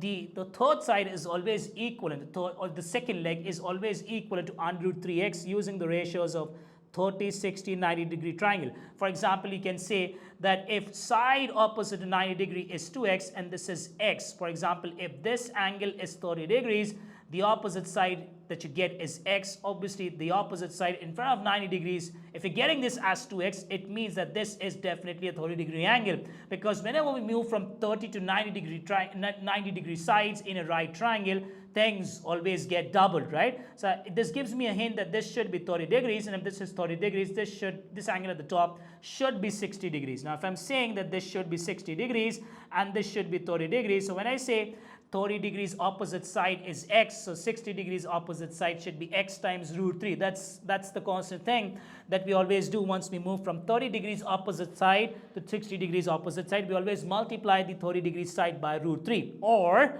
you can just apply the Pythagoras theorem as well. For example, since you do not know this leg, let's just name this as b. So I can say that b square plus the other leg, that's x square, equals to your c square, that's a hypotenuse right over here. So you can say 2x whole square, that would be 4x square. Now if you try to subtract x square on both sides, you will get b square is equals to 4x square minus x square, that would be 3x square. Now if you take square root on both sides, your value of b would come out as under root 3, because b's square root is just b, 3 square root is root 3, and x square root is x. So I know that this leg is basically under root 3x. Now can I actually calculate the area of this rectangle now, since I know one of the legs, one of the lengths and one of the widths? So I can just multiply these two numbers. X multiplied by under root 3x should be equivalent to 1089 under root 3, and this particularly allows me to cancel out this root 3 with this root 3, and I'm left with x times x as x square equals to 1089. Now if I am looking to find out the value of x, I just have to find out the square root of the number 1089. So what is the square root of 1089? That is exactly 33. So I know what is my x, 33, and once I know my x, I can actually say that my diagonal of this rectangle would be twice of the number 33, because x comes out as 33. So I can say that this blue length should be equal to 66, right? Now remember that I told you guys the inscribed concepts. I told you guys 8 to 9 different formulas where SAT uses the word inscribed, and then the most popular shapes were adjusted into those formulas. And I did told you that even if you would have not drawn this entire diagram, you can easily say by those formulas that I discussed in class that the diagonal of any inscribed rectangle or square is always equivalent to the diameter of the circle. So I can say that my diameter of the circle is also 66. What is the length in units of the diameter of the circle? You can say that this, since this would be passing right from the center, and this is your circumference at one end, and this is your circumference at the other end as well. So this 2x represents the diameter of my circle. So I can say 2x come out as 66, being the diagonal of rectangle, but that diagonal would be equivalent to the diameter of the circle as well. So I can say this should be 66 as the right answer for this question. So question number 21 says that we have an inequality right in this question, and we have to figure out which of the following tables actually satisfy this inequality. So what if I just try to do this question, Desmos? Yes, I can manually substitute every single coordinate that I have inside these tables to check if all three of the coordinates, in which of the following answer options, all three of the coordinates actually satisfy this inequality. But let's just try to do this question, Desmos. So 2x minus y is greater than 883. So what Desmos is going to do, Desmos have communicated you the region where your solution lies. Your solution lies inside this black region or in this black region. So I'm going to start with the first coordinate. I have to figure out if this 440 comma 0 actually satisfies the shaded region or the solution region that I'm getting for this inequality. So once I put 440 comma 0, it's well outside this region. So which means answer option A is incorrect, right? And when you're saying answer option A is incorrect, answer option B should also be incorrect because it again starts with 440 comma 0, right? So we're going to go move with answer option C. That is 442 comma 0. Let's check the first coordinate. 442 comma 0. The red point lies inside the shade region. That means this particularly verifies the inequality that I have at the top. The next one is 440 comma minus 2. Let's have a look at this one, 440 comma minus 2. So where does this lies? This is labeled as the blue point. This lies outside the region, right? So I can say that answer option C should also be incorrect. I'm going to directly say that answer option D should be the right choice. But if we want to further evaluate answer option D, why this has to be the right choice, this was already satisfied, 440 comma 0. The next one was 441 comma minus 2. So I'm going to just edit this to 441 comma minus 2. I'm getting this blue point inside the region. And then final coordinate was 440 comma minus 4. So I'm going to put 440 comma minus 4. Let's see which coordinate do I get. I'm getting this right over here. This is my green coordinate right over here. So this particularly tells me that all three coordinates of this last table, all three coordinates particularly satisfies this entire linear inequality that we have at the top. So which one of these tables actually satisfy the inequality? Answer option D is the only table that satisfies this entire inequality, and that should be the right answer. Question number 22 says that the combined original price for a mirror and a vase is $60. And if you just skim this question, the original price is represented by M for the mirror, and the original price for vase is represented by V, the original price. So I can say the first thing that I can say is the sum of these two numbers, M and V, that should be equal to $60 because that is what the first line of the question says. The combined means sum. Combined original price for a mirror and a vase is $60. Now, what is happening in the next line? After a 25% discount to the mirror. So if the original price of the mirror is M, and once you apply a 25% discount on the original price of the mirror, it actually means that you have to reduce your mirror's price by 25%. You have to slash 25%, and the counting for percentages always starts from the number 100. So 100% minus 25%, you will be left with 75% of M, right? So I'm going to write 0.75 M. Now that's the new price for the mirror, and what should be the new price for the vase? 45% discount to the vase are applied. So if V represents the 100% value, slashing it by 45% or reducing it by 45% would give me 55% of V, and that should be 0.55 V, right? 0.55 V. Now the sum of these two new prices after the discount is provided to you as $39. So I'm going to equate it with $39. And now I'm going to figure out which of the following answer options perfectly represents the two linear equations that we have created. M plus V equals to 60, 0.55 M. No, I was getting 0.75 M. So I'm looking for 0.75 M plus 0.55 V equals to 39. That's answer option C. That should be the right answer. So this is module number 2B, practice test number 6, and this is actually the harder version. Again, if you want to access module number 2, and this is not the module which you got for your practice test number 6, you can again access module number 2A from the timestamp at the bottom of the video's description. Okay, so now let's move on. A manager is responsible for ordering supplies for a shaved ice shop, and the shop's inventory starts with 4,500 paper cups, and the manager estimates that 70 of these paper cups are used each day. And based on the estimate, in how many days will the supply of paper cups reach 1700? So how many cups do I have to use altogether so that my supply hits the number 1700? I'm currently standing on the number 4500 and I have to reach 1700. So I would be subtracting these two values to understand how many paper cups I would be using altogether in this entire spend. So that comes out as 2800. So I have to use 2800 cups altogether, and I only use 70 of these cups every single day. So how many days altogether it would take for the supply to reach to a total of 1700? Now I'm going to divide 2800 by 70, or the rate with which the paper cups were used. So 2800 divided by 70. So once you divide 28 by 70, that comes out as 40. That's answer option B as the right choice for this question. Question number 2 says that we have got a triangle RST and measure of one of the angles is given to you, that's 63. And what do we know about triangles? The sum of all three angles for any given triangle is always equal to 180 degrees. So this is the equation I can come up with: R plus S plus angle T. The sum of all these three angles should be equal to 180 degrees. And the question tells me specifically the value of R. So 63 plus S plus T equals to 180. Now if you keep on subtracting, if you subtract 63 from both sides, you will get the value of S plus T as 180 minus 63. That's always 117. So I know the sum of the remaining two angles. The remaining two angles gives me a total of 117 degrees. I have to figure out which of the following could be the measure integrity of angle S. So for example, if you have a look at this answer option B, it says that angle S equals to 118 degrees. Now let's understand this in this way. If this is 118 degrees, then T would have to be equal to -1 to give you a total of 117 degrees, which is absolutely not possible, right? Because angle of the triangles are scalar quantities, they can never be negative, right?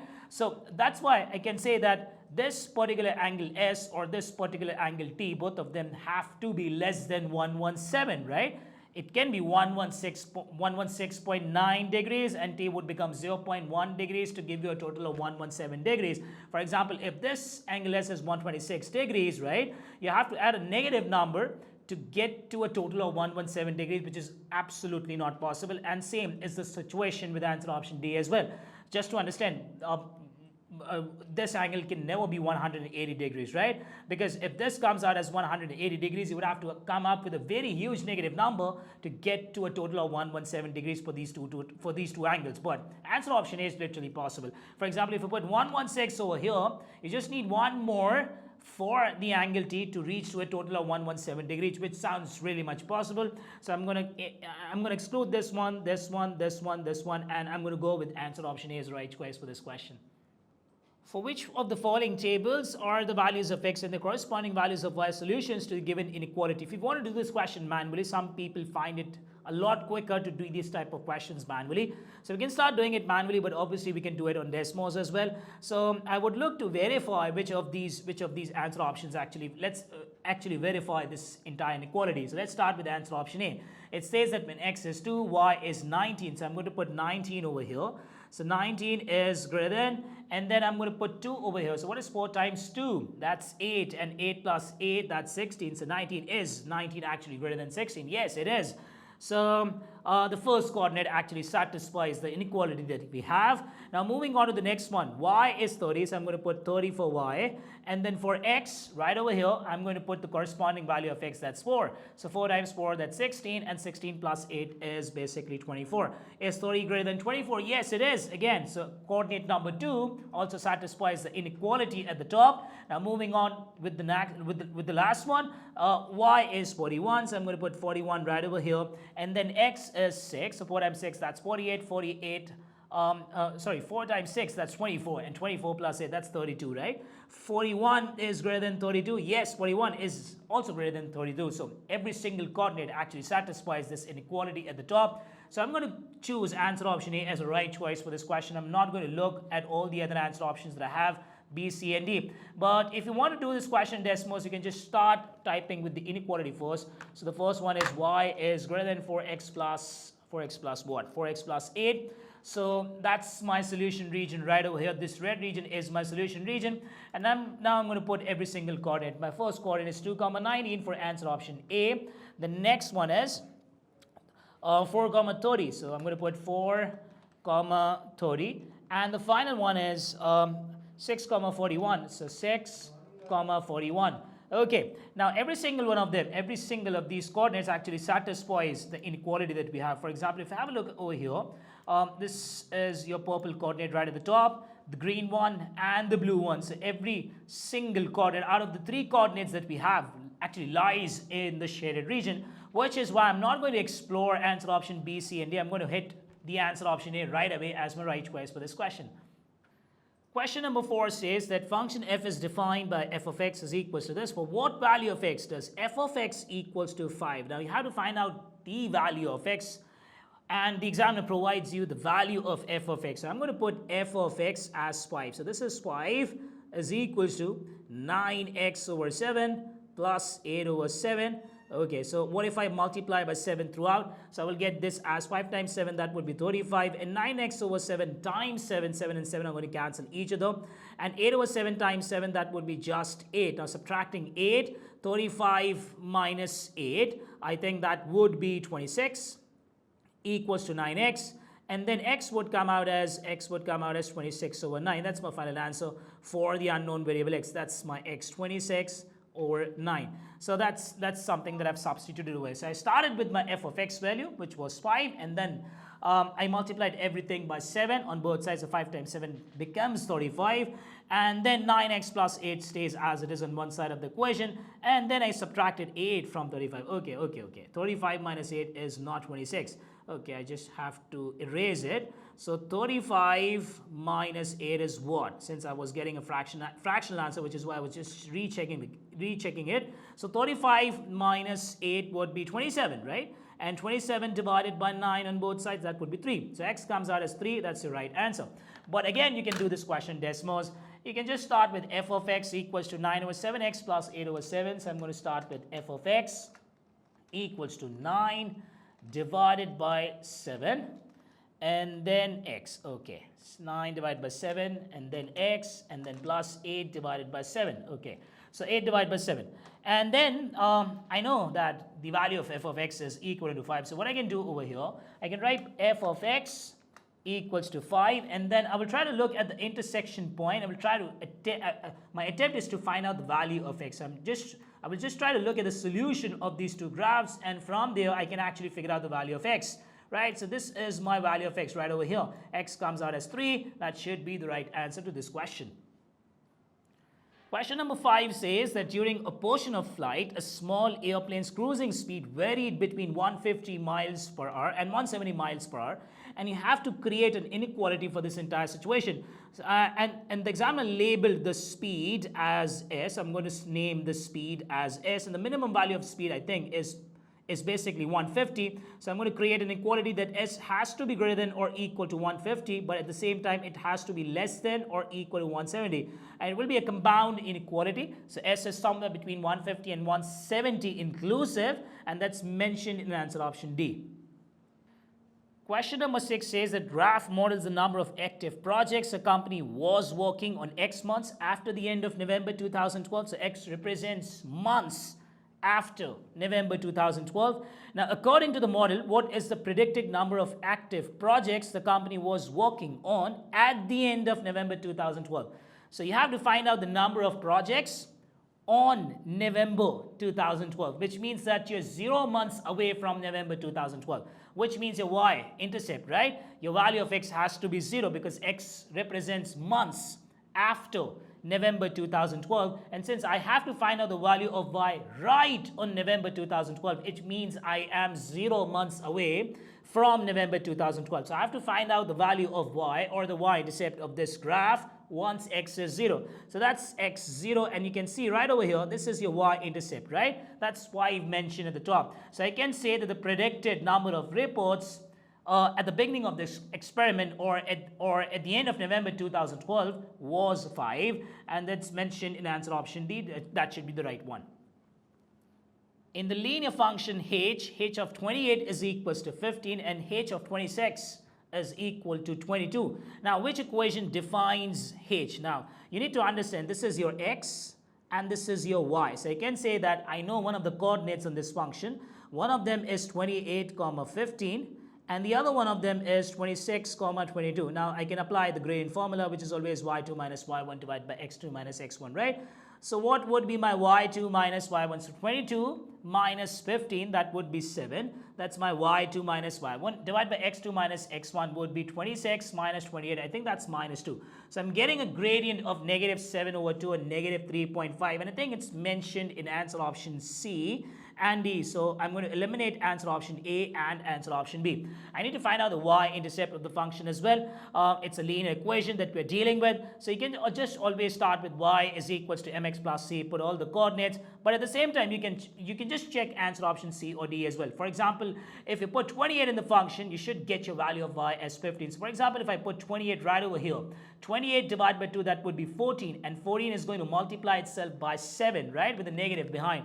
So what is minus 7 times 14? Minus 7 times 14 is minus 98. And if I add 23 into it, I'm getting this y value as negative 75 when I was actually expecting a 15, right? So answer option C is also incorrect. I'm not actually physically calculating my y-intercept. I'm just substituting these values to know which one of these two answer options basically should be my right choice, considering I already have calculated my grade. So if you have eliminated answer option C as well, it actually means that answer option D should be the right choice. For example, if you put 28 over here, 28 divided by 2, that is 14, right? And minus 7 times 14, what is minus 7 times 14? That's minus 98 plus 113, and that comes out as exactly equal to 15, perfectly verifies this condition right at the top. So I can say that answer option D should be the right choice. So I can physically calculate my y-intercept as well by using the standard form for the linear functions of y is equals to mx plus c. But I do think if you're not good enough with gradients and equation of the lines,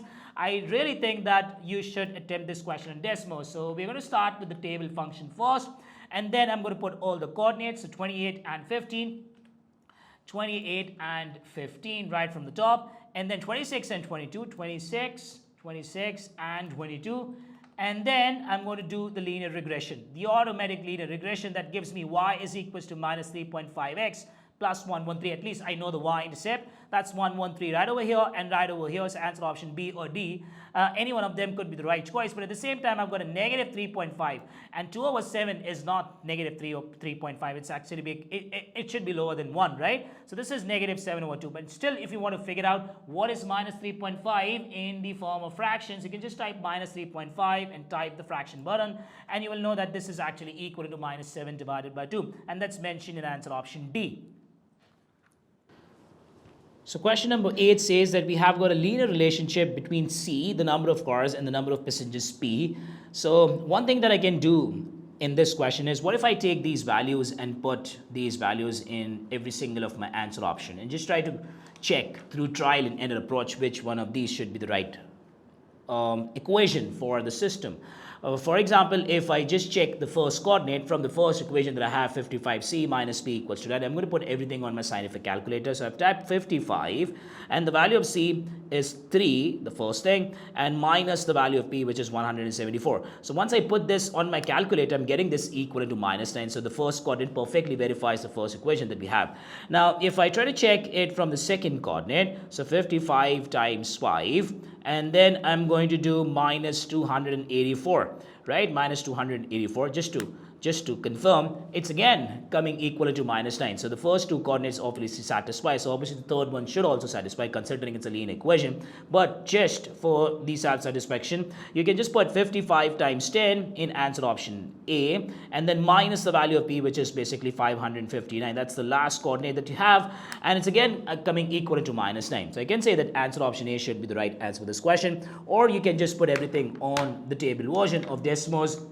But remember that C is basically, I've just taken C as my X. I can just write X over here. This is my X and this is my Y, right? So 3 and 5. So since I'm creating a linear function, so I think 2 coordinates would be enough to just automatically regress this into a linear equation. So 174 and 284. and then I would access the automatic linear regression model. That's the equation that I have, y is equals to 55x plus 9, and that's the graph of y is equals to 55x plus 9. But I don't have these answer options in the standard form of y is equals to mx plus c. You can just make them subject to the formula. You can just get everything on the same side as well. You can easily see this, that if I can write this down as 55x minus y equals to minus 9. But if you just want to confirm, what if I type answer option A? Remember that c is x and p is y.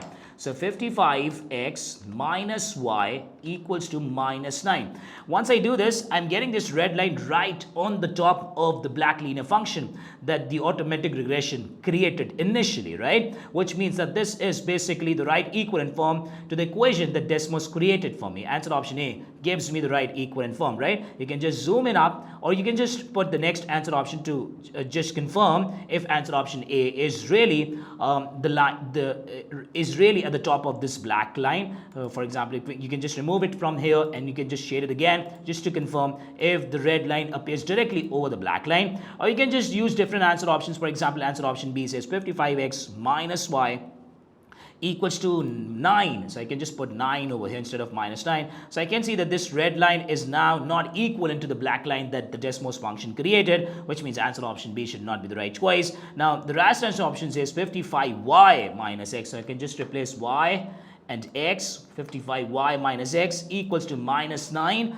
And this is again not an equivalent line, right? It's basically intersecting this black line, but it's not an equivalent line. It's not an overlapping line, right? Which is why this should not be an equivalent answer. And if you just cross check it again from the last answer option that we have, I just have to remove this minus 9. And again, I do not get the red equivalent line right at the top of the black line, which is why I'm going to say that answer option A, since answer option A was creating the same function which the Desmos initially created for me, through consistent lines or through overlapping lines. That is why we're going to say that answer option A should be the right answer for this question.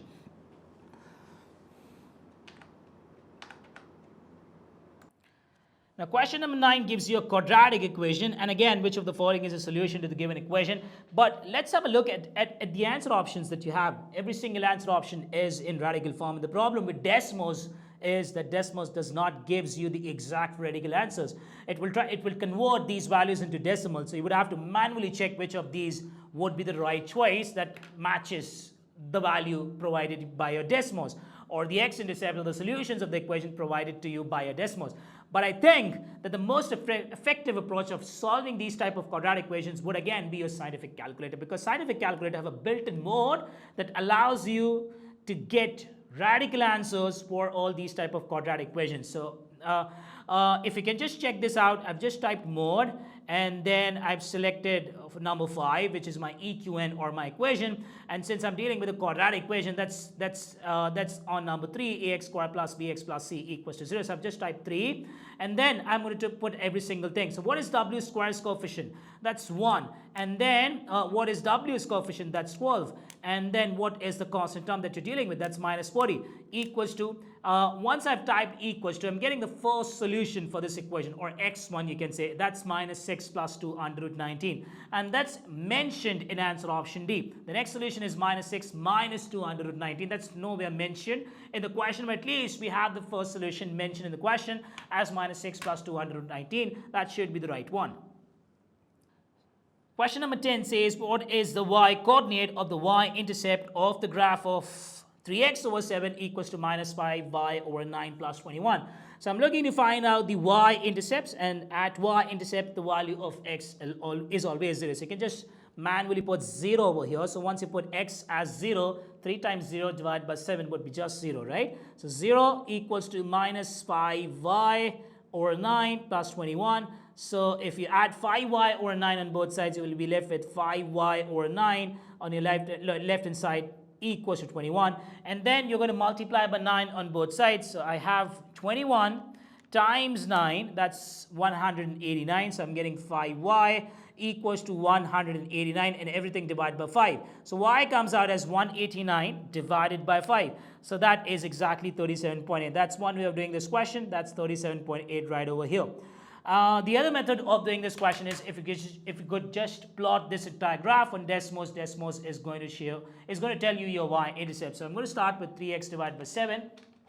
So 3x divided by 7, and then moving on is equals to minus 5y. So minus 5y divided by 9, and then at the end you have a plus 21. So plus 21. So here's my graph right over here. Okay, let's just look at the y-intercept that we're getting. I'm getting my y-intercept right over here, and that's exactly 0, 37.8. So that's 37.8.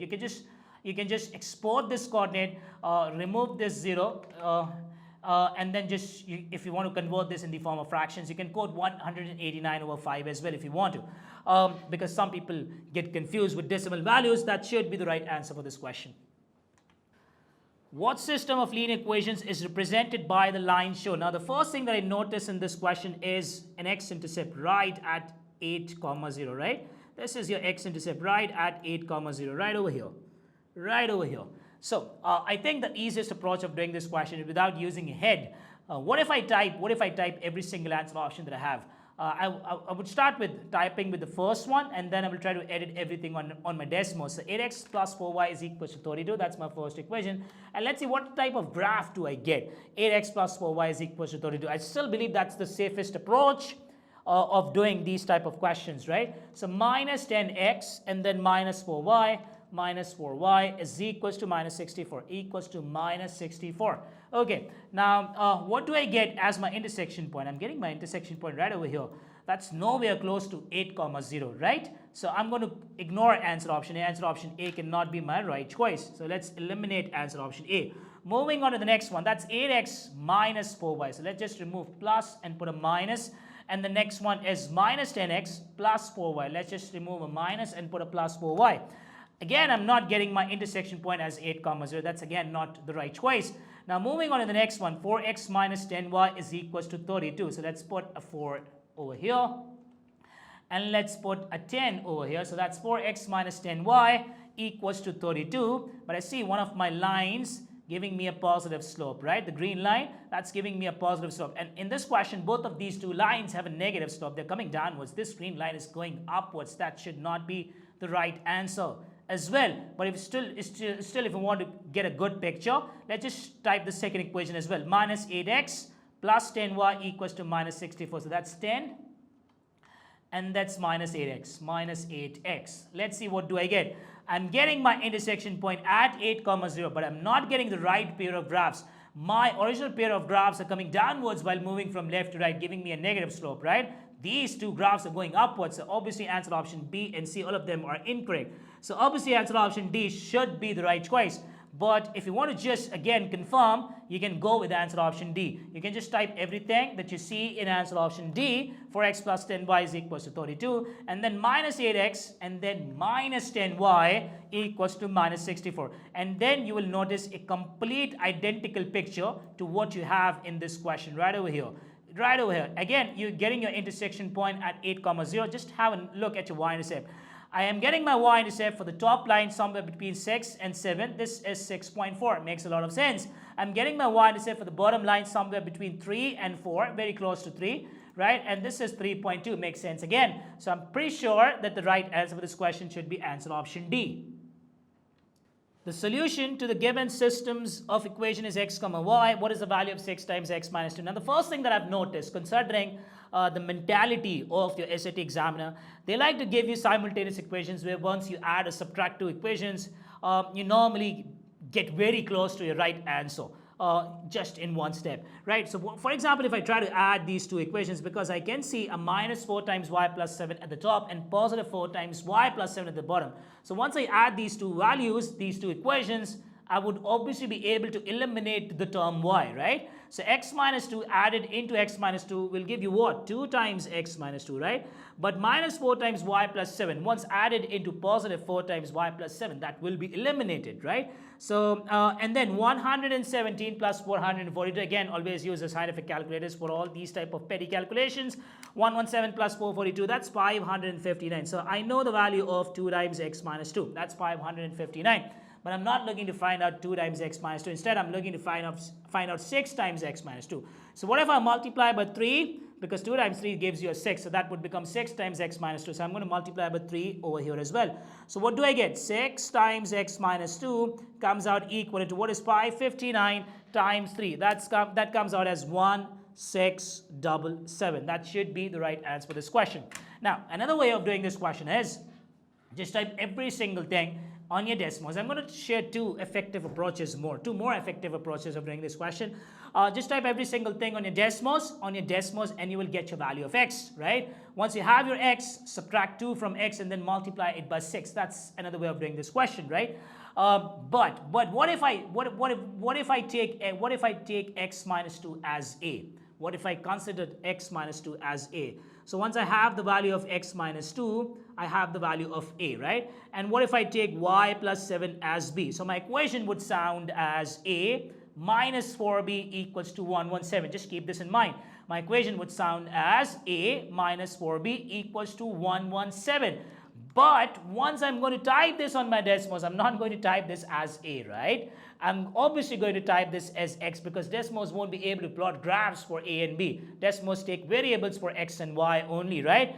Yes, I've taken x minus 2 as a, but just to cheat over here, I'm not typing a over here, I'm typing x and minus, and 4b, instead of 4b, I'm writing 4y, right? X minus 4y equals to 117. So now you need to understand, once I have the value of x, I actually have the value of a. And once I have the value of a, I actually have the value of x minus 2 because a is replaced with x minus 2, right? Now moving on to the next one. If x minus 2 is a, so my second equation would be a plus 4b equals to 442, right? So a plus 4b equals to 442 on Desmos should be written down as x plus 4y equals to 442, right? So once Desmos plots the graph for me, I can just have a look at the intersection point. What is my intersection point? This is my intersection point. I'm getting my value of this x as 279.5, right? But you need to understand, what is x? X is a. And what is a? A is basically equivalent to x minus 2, right? So you have the value of x minus 2. That's 279.5. This is x minus 2. You have the value of x minus 2. Let's just export it over here. So what is my x minus 2's value? This is 279.5. But I do not have to code the value of x minus 2. I have to code the value of x minus 2 times 6. What I can do, times 6. I'm getting this as 1677 again. That should be the right answer for this question. But if you want to type everything exactly, you can use that approach as well. So I'm going to start with x minus 2. That's my first equation. X minus 2 minus 4 times y plus 7. That's y plus 7. And then equals to 117. That's your first equation. And the second one would be x minus 2 again. And then plus 4 times y plus 7 plus 4 times y plus 7. And then that should be equal to 442, right? 442. And you have the intersection point, and that intersection point tells you the value of x, right? Your x is basically 281.5.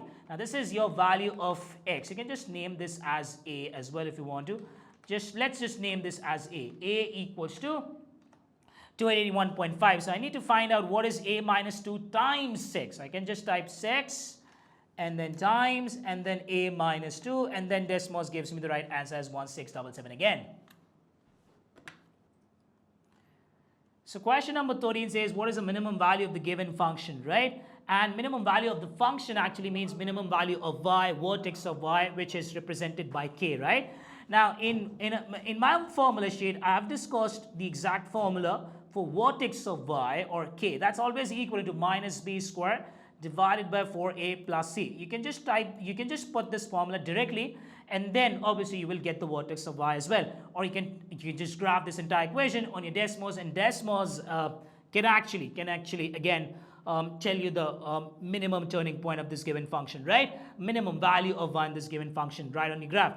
But I would love to use this formula, minus b squared divided by 4a plus c, right? So minus and b would be minus 48 square divided by 4 times a is x squared coefficient, that's always 1. That's in this case that's 1, not always, plus 2304. Now I'm going to literally type every single dot on my scientific calculator. I started with a minus, And then I kept minus 48 whole square divided by 4 times 1, every single thing on my calculator, and then plus 2304. I'm getting this as 1728, right? This is 1728. That's one way of doing this question. By the way, you can also find out your vertex of x by using this formula minus b divided by 2a.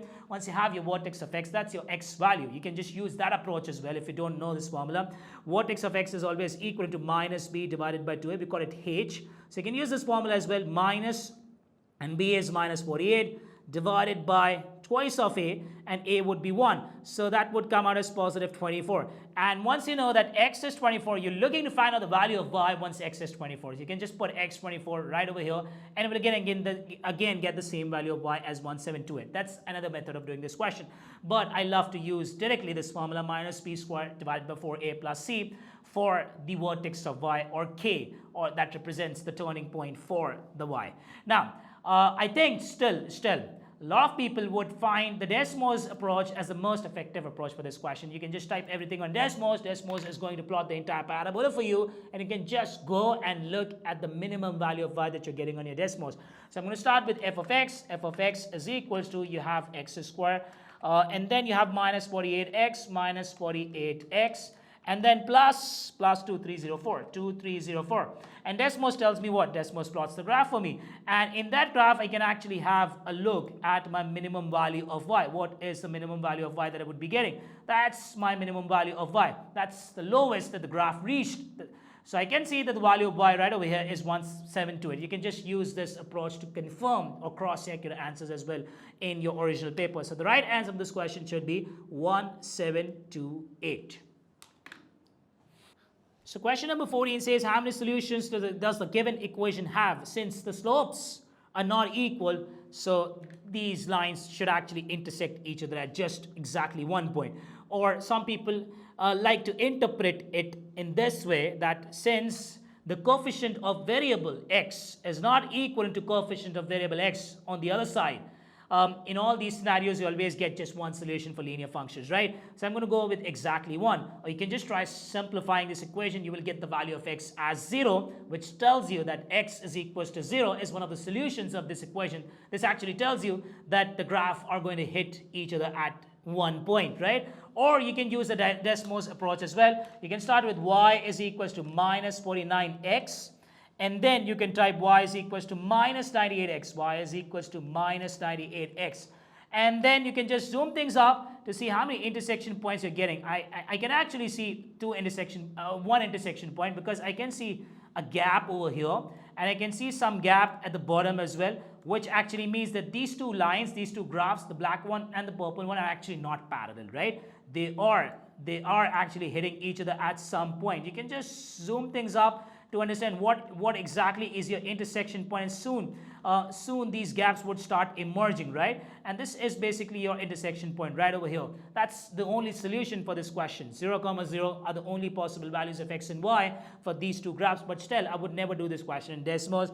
You should learn the basic rules of solutions for linear functions. It's one of the popular rules that we have discussed at least in two recorded lectures at Chaajao. So always just have a look at that video. And a lot of rules pertaining to these type of concepts. One of them is a divided by d is equals to b divided by e, and where the constants are not equal, no solutions, infinite solutions, unique solutions.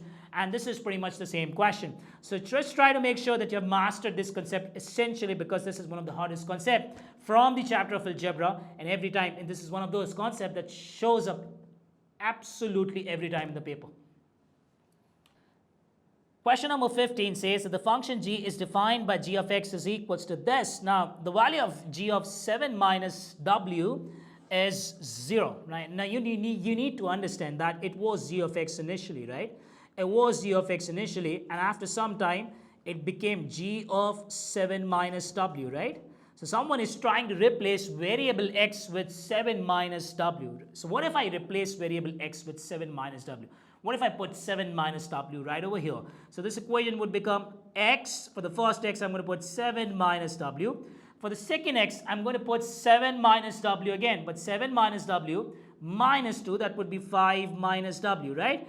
And for the second x, I'm going to put 7 minus w again. So 7 minus w plus 6, that would be 13 minus w whole square.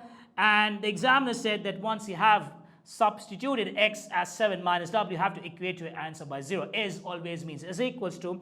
It actually means that you have to equate it with 0. Now, can I find out the values of w? That's pretty easy because I have my equation in factorized form, right? So I can say that every single one of the factors is going to be individually equated with the 0 on the other end. So 7 minus w gets equated with 0.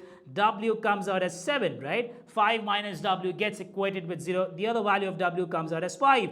And 13 minus w gets equated with 0. The other value of w comes out as 13, right? So I know all the three possible values of w. One of them is 7, the other one of them is 5, and the third one of them is actually 13. Now I'm going to add these three numbers all together. So what is 7 plus 5? 7 plus 5 plus 13, because I'm looking to find out the sum of the values of w. 7 plus 5 is 12 and 12 plus 13 is 25, right? And if you want to do this question in Desmos, now since I know that x has to be replaced with 7 minus w, right? But if you put 7 minus w on Desmos, Desmos is not going to solve it, right? Desmos would ask you to provide him the value of w using a slider, because w would behave as a constant, right? So what can I do? One thing, I know that 7 minus w needs to replace this unknown variable x. So this is 7 minus w, this is 7 minus w, this is 7 minus w. What if I take this, instead of writing this as 7 minus w, because I won't be able to type this on my Desmos as 7 minus w, so I'm going to type this as 7 minus x. I'm going to replace x with 7 minus x. For the first x, I'm going to put 7 minus x. Now for the second x, which is inside your second factor, let's say this is my first factor, that the first x is replaced with 7 minus x. The second x right over here, I'm going to replace this x with 7 minus x as well. So 7 minus x minus 2 stays as it is, right? And I'm going to replace the third x with 7 minus x again. So 7 minus x plus 6 whole square, inside a whole square. So I'm going to put a square right at the top, equals to 0, right? Because the examiner asks you to equate your answer by 0, right? So you have the equation, you have the graph right in front of you, and you have to understand that x represents basically the value of w over here. You can just put y over here, and then in the next step you can write y is equals to 0. But at the same time, you can see these intersection points right over here. Okay, I can just put them as y. So it starts bolding things for me. So equals to y, and then y is equals to 0. So y equals to 0. Okay, so I have these intersection points right in front of me. These are, yes, this represents my x, but x was replaced with 7 minus w, right? 7 minus w was replaced with variable x. So my equation was always in the form of 7 minus w. It was always in the form of variable w, right? But instead of writing w over here, I wrote this as x. So once I'm getting x, it actually means I'm getting the values of w, right? So one of the values of w that I'm getting is 5. The other value of w that I'm getting is 7. And the third value of w that I'm getting is 13. So 5, 7, and 13, once added into each other, we'll get this as 25. That should be the right answer. The question says that the grove has 6 rows of birch trees and 5 rows of maple trees. Now each row of birch tree has 8 trees 20 feet or taller and 6 trees shorter than 20 feet. So how can we approach this question? Let's say I've got 2 types of trees over here. One of them is birch. So birch trees and maple trees. And they have got 2 types. I've got 2 types of sizes for these trees. So birch tree have tall size. I'm just labeling 20 feet or taller by T, and 6 tree shorter than 20 feet as S. So these are small trees. So let's start with the birch tree first. So I've got 6 rows of birch trees. Forget maple trees as of now. Each row of birch tree has 8 trees 20 feet or taller. So you have got 8 taller trees in one of the rows, right? And you've got 6 rows altogether. So that would be 8 times 6, 48 tall trees. Getting my point? And then you have got 6 shorter trees, right? And you've got 6 rows again. So 6 times 6, that would be 36. I'm done with the birch trees. Now let's move on to maple trees. Each row of maple tree, by the way, I've got 5 rows of maple tree. Now each row of maple tree has 9 taller trees, right? 9 taller trees in each row of maple tree, and I've got 5 such rows. So that would be 9 times 5, 45 taller maple trees, right? And you've got 7 shorter trees in every single row, and you've got 5 rows of maple trees. So 7 times 5, that would be 35 shorter maple trees, right? Now, what is something that we're looking to find out in this question? What is the probability of selecting a maple tree? Now, given that after the word given that, whatever follows, that's essentially a question on conditional probability. After the word given that, whatever the statement follows, that comes up in your denominator always, right? That's how we attempt conditional probability questions. So given that, what is the statement that follows the word given that? The tree is 20 feet or taller. So how many 20 feet or taller trees did you have? That actually means taller trees. How many taller trees you have altogether in total? So I've got 48 birch taller trees, and I've got 45 maple taller trees. That's the total that I have. These are the total number of taller trees that I have in this question, which means my denominator would be just the total of taller trees, right? So I'm going to eliminate shorter trees completely from this question. I've cancelled out. So you don't have to look at those numbers now, right? Since my total possible outcomes are only from these numbers, 48 plus 45. So you don't have to look at these numbers now, right?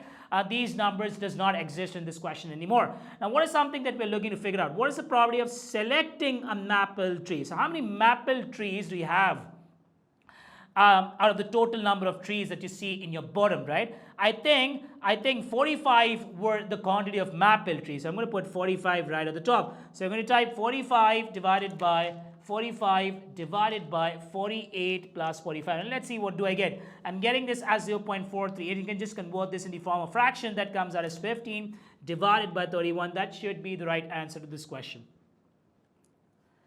So question number 17 says that there is a rectangle inscribed in a circle. So let's just draw a circle. Let's say this is my circle, and I'm going to inscribe a rectangle right inside it. Okay, let's see what happens, right? Let's see what happens. Okay, now the question further says the diagonal of the rectangle is twice the length of the shorter side. So this is my diagonal of the rectangle, and this is my shorter side. Let's just name this as x. So if this is x, the diagonal of the rectangle, that would be 2x. So we can actually see the ratios of triangle entering in the question, right? So you can always use the reference formula sheet that is always provided you at the top, that always explains you the concept of ratios of triangles. So once one of the legs in a 90-degree triangle is x and the hypotenuse is twice of it, it actually means that the other leg should be x times under root 3, right? As per the ratios of the triangles concept. Or you could have used the Pythagoras theorem as well. You can just use the Pythagoras theorem as well. Let's see how can we apply Pythagoras theorem if you're not able to interpret right there in the question. So this is one of the legs, and this is your hypotenuse, right? This is my second leg. So let's say I do not know the value of this second leg. So I know one of the legs, that's a square, so x square plus b square. My b square is an unknown over here, equals to c square. That would be 2x whole square, right? That's always 4x square. Now if you subtract x square on both sides, you will get b square equals to 3x square, right? And now if you take square root on both sides, you will get the value of b as, what is square root of the number 3? That's just root 3. And what is square root of the number x square? Square and square root are going to cancel each other. You will be left with under root 3x. That's why we initially named this as 3x. So now, can we actually calculate the area of a rectangle, which is always length times width? Yes, I can do that now. So length times width, right? So this is your length and this is your width, or you can just completely swap them as well if you want to. So x times x under root 3 is actually equal to what? 1089 under root 3. So under root 3 and under root 3 are going to cancel each other. I'm left with x square equals to 1089, and then I will try to find out the square root of 1089 using my scientific calculator. So what is 1089 square root? That comes out as x is equals to 33. So now at least I know the value of x. That's basically 33. Now if you see this, you must have noticed that this diagonal represents one more essential thing in this question. But for example, if you don't know, I have discussed all the popular inscribed cases that your SAT examiner likes to test in the paper. And those should be mentioned somewhere right over here. I think they are mentioned right over here. Okay, let's have a look at this statement. Let's have a look at this statement. The first one, basically, the first one. Whenever you have a square or a rectangle inscribed in a circle, You can just convert this entire statement into a 3D model as well. Square is in 3D is a cube, rectangle in 3D is a cuboid, and circle in 3D is basically a sphere, right? So let's just look at the top statement, the black one. The square slash rectangle inscribed in circle. That is the exact question that we're dealing with. In all of these scenarios, the diameter of the circle is always equivalent to the diagonal of the rectangle or square that you have in the question. What I'm saying that this diagonal of the rectangle, this actually represents the diameter of my circle. So once I know the value of x is 33, I can just double that number. So what is 33 times 2? That's 66. So I know that actually the diagonal of this rectangle is 66. I'm actually saying that the diagonal of the rectangle is 66. But at the same time, the diameter of the circle should also be equal to 66. And I've jotted down all of these the popular inscribed phrases right over here. And I think this one just recently showed up, s equals to r under 3, where people wasted a lot of time and some people were not able to simplify it using ratios of triangles equivalent to triangle inscribed in a circle, right? So this was one of the popular scenarios, and your SOD examiner likes to throw these type of questions a lot. So I've just compiled all of these popular inscribed phrases right in front of you, and you can just memorize them to save your essential time right on the paper day as well. So the right answer regarding the diameter of the circle, that should be 66 for this question. The positive number a is 2241% of the sum of the positive numbers b and c. So I'm going to translate it first. So a means equals to 2241%. That means 2241 divided by 100. That would be 22.41. Of always means multiply. So I've just opened parenthesis because parenthesis actually means multiply. Of the sum of the positive numbers b and c. B plus c. That's my first equation. And the next equation that we are dealing with is b is equals to 83% of c. By the way, we're going to use the bracket regression model for this one as well. 83% of c. So 83%, that would be 0.83 of actually means multiply of c. And then what is something that we're looking to figure out? What actually means x, right? We don't know what is x. Percent. And of means multiply by b. Is means what? Is, was, were. They always means equals to, right? Equals to a. And you're looking to find out the value of this what. I've denoted the word what with x. So we're looking to find out the value of x, right? So how can we effectively find out the value of x? So if you're going to multiply 100 on both sides and divide both of my sides by b, I know that x is basically equivalent to a over b times 100. So I just have to find out the value of a divided by b. That's it. So once I have the value of a divided by b, I'm going to multiply that number by 100, and I have the value of what involved in the question, right? Okay, so how can I find out the value of a divided by b? Obviously, I'm going to divide the value of a by the value of b, right? So what do I have as the value of a? So my value of a in this question is 22.41 times b plus c, right? That's the first thing that I know. So 22.41 times b plus c, that's the value of a. And I have to divide this value of a by the value of b. So what is the value of b that I have? A divided by b, that's 0.83c. So I'm going to put 0.83c right at the bottom. But I see one more b at the top as well. But I know that b is 0.83c. So what if I put 0.83c for this b as well? 0.83c plus one more c, that would give you 1.83c, right? So what if I put just 1.83c over here?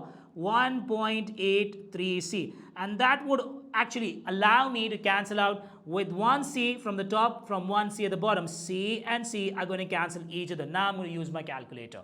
So I know the value of a over b now. I can actually figure out the value of a over b. I just have to multiply that entire answer by 100 once I'm done finding out what is a divided by b. Right, so I'm going to type 22.41 at the top times 1.83 divided by 0.83. So I'm getting a divided by b as 49.41. But I have to times this by 100 as well, because x is not equal to a divided by b. X is equal to a divided by b times 100. Or what? The word what actually means a divided by b times 100, right? So I have the value of a divided by b as 49.41. I just have to multiply 49.41 by 100. So what is 49.41 times 100? That's always 4941. So I'm going to go with answer option D. That should be the right choice. But again, you can easily do this question on Desmos using bracket regression model. So what do we know?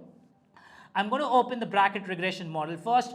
So let's just use that bracket regression model. Okay, so I've just opened two square brackets right in front of you, and I'm going to type everything inside those square brackets. Okay, let's see what can we do. What's the first thing that we know? A. So I'm going to type A and comma. And this is actually means your regression symbol. This is means regression symbol.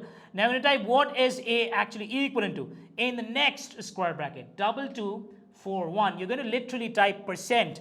Once you type percent, P-E-R-C-E-N-T, P-E-R-C-E-N-T. Once you type T, it automatically converts into percent of. That means the regression model is ready for the next input, 224% of the sum of positive numbers B and C. You just open the bracket, B plus C. That's it. I'm done with the first equation. Let's move on to the second one. I'm going to put it in the first square bracket after the first comma. Now let's move on to the second one, B. So I'm going to write B, and is basically under the tilde sign. That's your regression, right? That's a regression symbol. This is. This thing right over here is. Now let's move on to what is B actually equivalent to. You're going to put the comma again. Now B is 83% of C. So I'm going to type 83 and then percent. You have to be very careful with the spelling of the word percent. So percent of C. I'm done. Percent of C. Now let's see what the examiner wants me to figure out. What's the last equation that I have? What percent? I don't know what. I'm not going to name this as X because this must treat X as variables, right? So I'm going to name this as P. What percent? P. What percent actually means P percent of what percent of B. So I'm going to type P percent of B is A. So is actually means, this is actually means is equals to, and after the word is I've got an A. So I'm going, before the word is I've got P percent of B. So I'm going to write P percent of B, and is means actually equivalent to, right? Equal to. So I'm going to type, that's my equal to sign right over here. And now after the second comma, I'm going to put, what do I see after the word is? That's A. So I'm going to put A right over here. I'm done putting everything. Desmos tells me, remember that I was looking to find out the value of what, and I supposed what as P. I initiated, I just represented the word what with P. So whatever the value of P that I'm getting, that's my final answer. And I'm getting my value of P as 4941. That's mentioned in answer option D. That should be the right choice for this question. Question number 19 says that we have got two equations and there's absolutely no solution between the two equations. So we're going to do A over D divided by B over E, which is not equivalent to the constants on the other end. But I have to get my equation in the form of AX plus BY equals to C. So let's start with the first equation. What do I have in the first equation? So I can see that this minus 7 over 8y needs to be added into this positive 7, 8 over y. On the other side of the equation, so what if I add 7, 8 of y on both sides of the equation? If I put plus 7 over 8y on my right hand side, this would cancel out, but I would have to add 7 over 8y on my left hand side as well. So what is 7 over 8 plus 7 over 8? That's basically easy, but you can again type everything on your calculator as well. So 7 over 8 plus 7 over 8 is basically 7 over 4.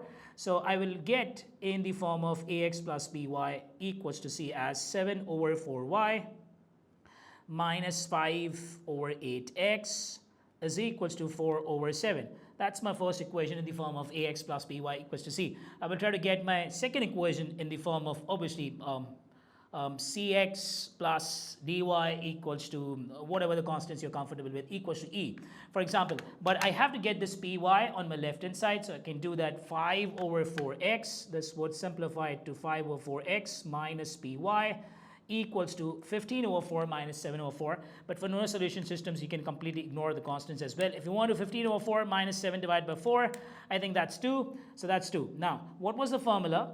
We learned the formula that was A is always A divided by D is always equivalent to B divided by E, and which is not equivalent to C divided by F, which are basically your constants. But we're going to look at these ratios, which are very much the ratios of y's and x.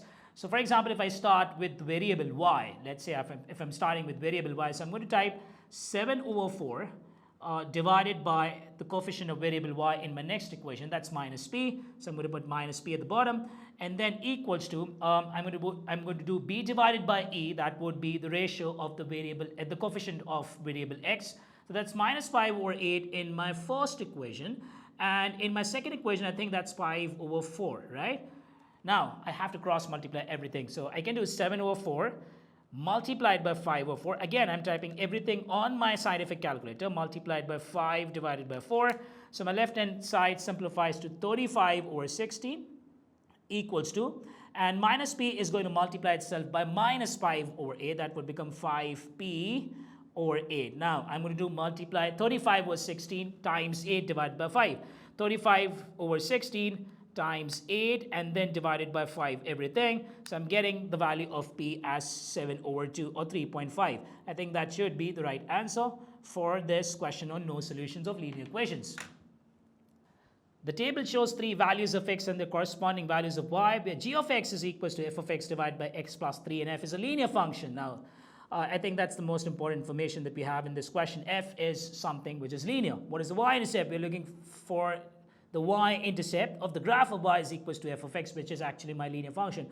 Now, whenever you see a table, the most obvious method that comes up in your mind would be the Desmos method, right? So what if I type everything on Desmos? I'm going to start with the table model first, and then I'm going to put every single coordinate. By the way, these are the coordinates for the function g of x, and Desmos is labeling that thing as y1. So I'm going to put minus 27, and y would be 3. Minus 27 and y would be 3, and minus 9, y would be 0, and then 21, y would be 5. 21 and then y would be 5. Okay, now I will try to regress this function g of x. Now g of x is labeled as y1, so I have to type g of x equals to f of x divided by x plus 3. But g of x is labeled as y1, so y1 under the regression symbol. Now I have to type f of x. Now the question tells me that f of x is a linear function, right?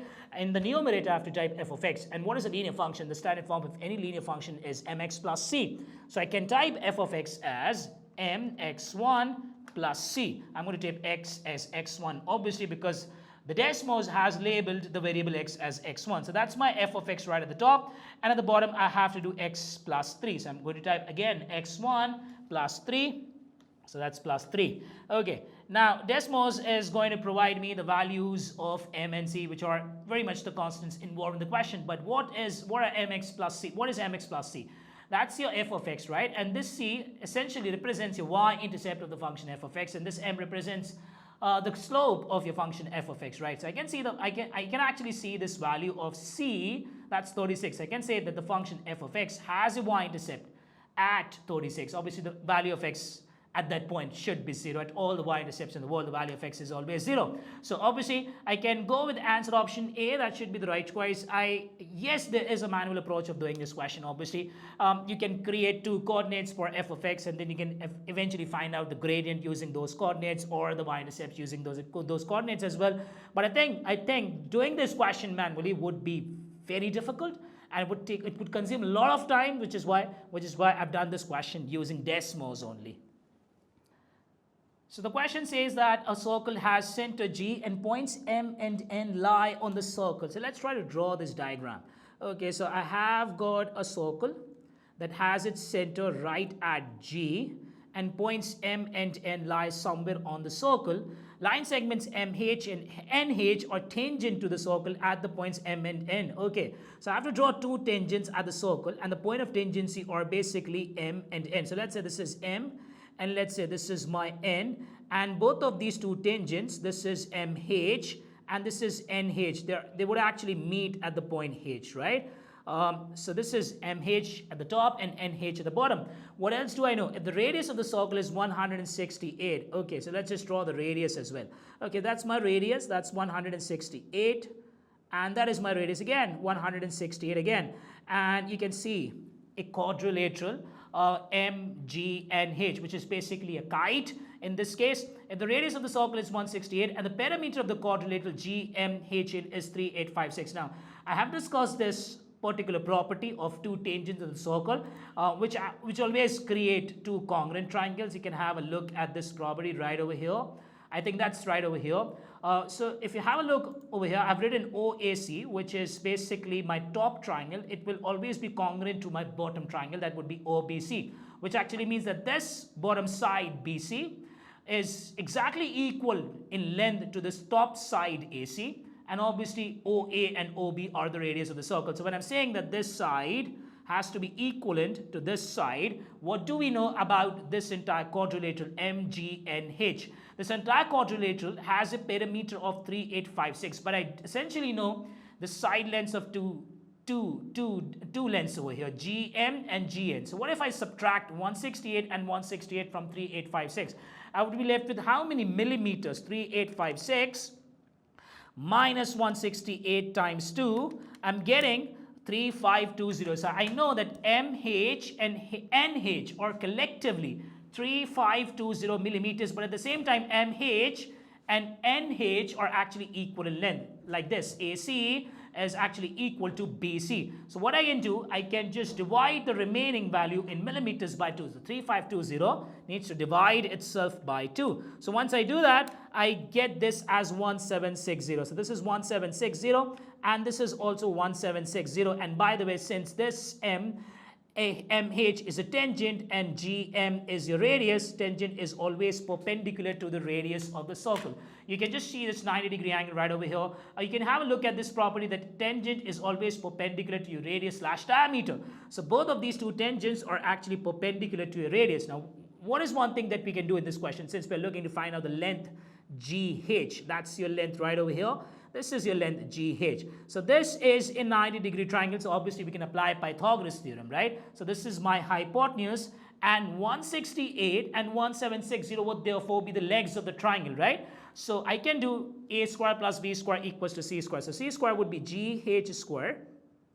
That would be equivalent to a square plus b square. That would be 168 square plus the other leg that I've calculated, that is 1760 square. So let's just type everything on your calculator. So 1760 square plus 168 square, and then I'm going to square root everything. So square root everything. So I'm getting the length GH. I've taken square root on both sides now. 1768, and that's mentioned in answer option D. That should be the right choice for this question.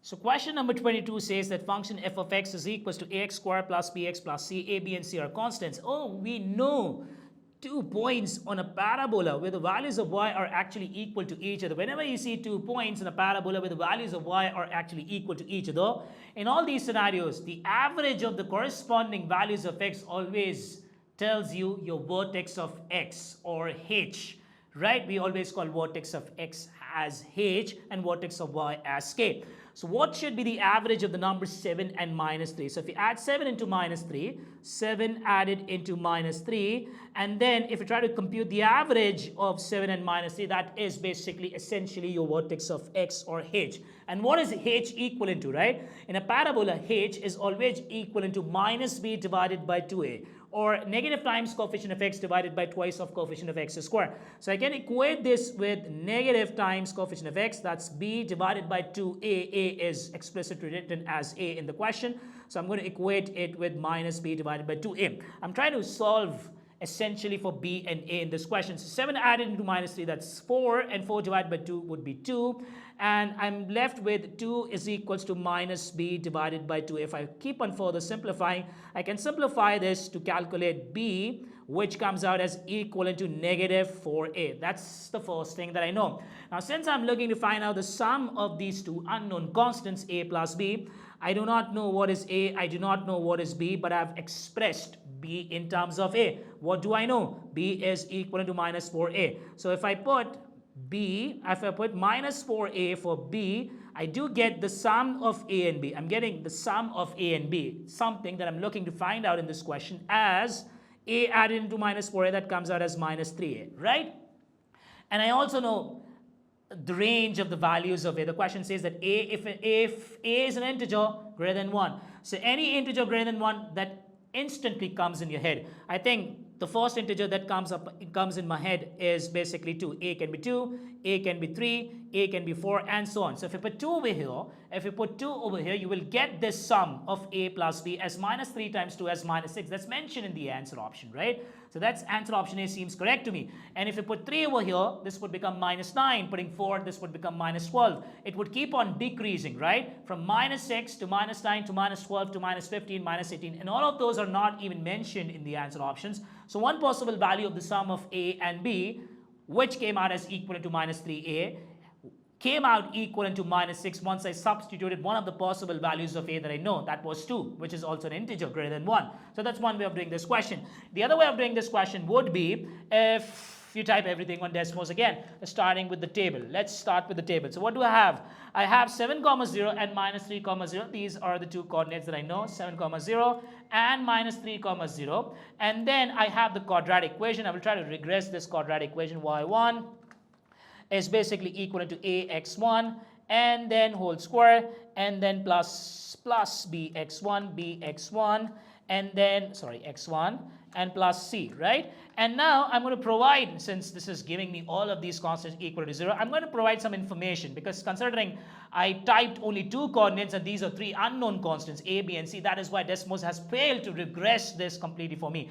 What can I do in this question now, since I know something about the constant A? A is an integer greater than 1.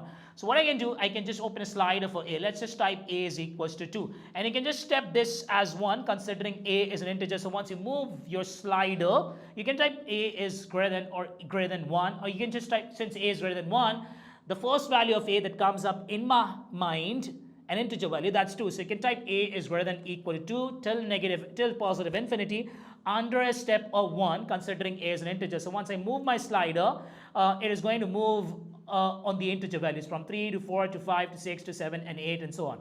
Right? So the starting value of A is 2, and I'm looking to calculate the value of A plus B. So let's try to calculate the value of A plus B. And once A is 2, which is very much the possible value for the unknown constant A, considering A was an integer greater than 1, I get the value of A plus B as minus 6. Now if I keep on increasing A from 2 to 3, the value of A plus B keeps on decreasing from minus 6 to minus 12 to minus 15, minus 18, minus 21, and none of them are even available in the answer options that you have. The first value of A plus B that I got was minus 6, which actually came up from the first possible value of A, which was 2. And that's pretty much mentioned in answer option A as the right choice. That's why we're going to go with answer option A as the right answer for this question number 22, the harder question, module number 2B, practice test number 6.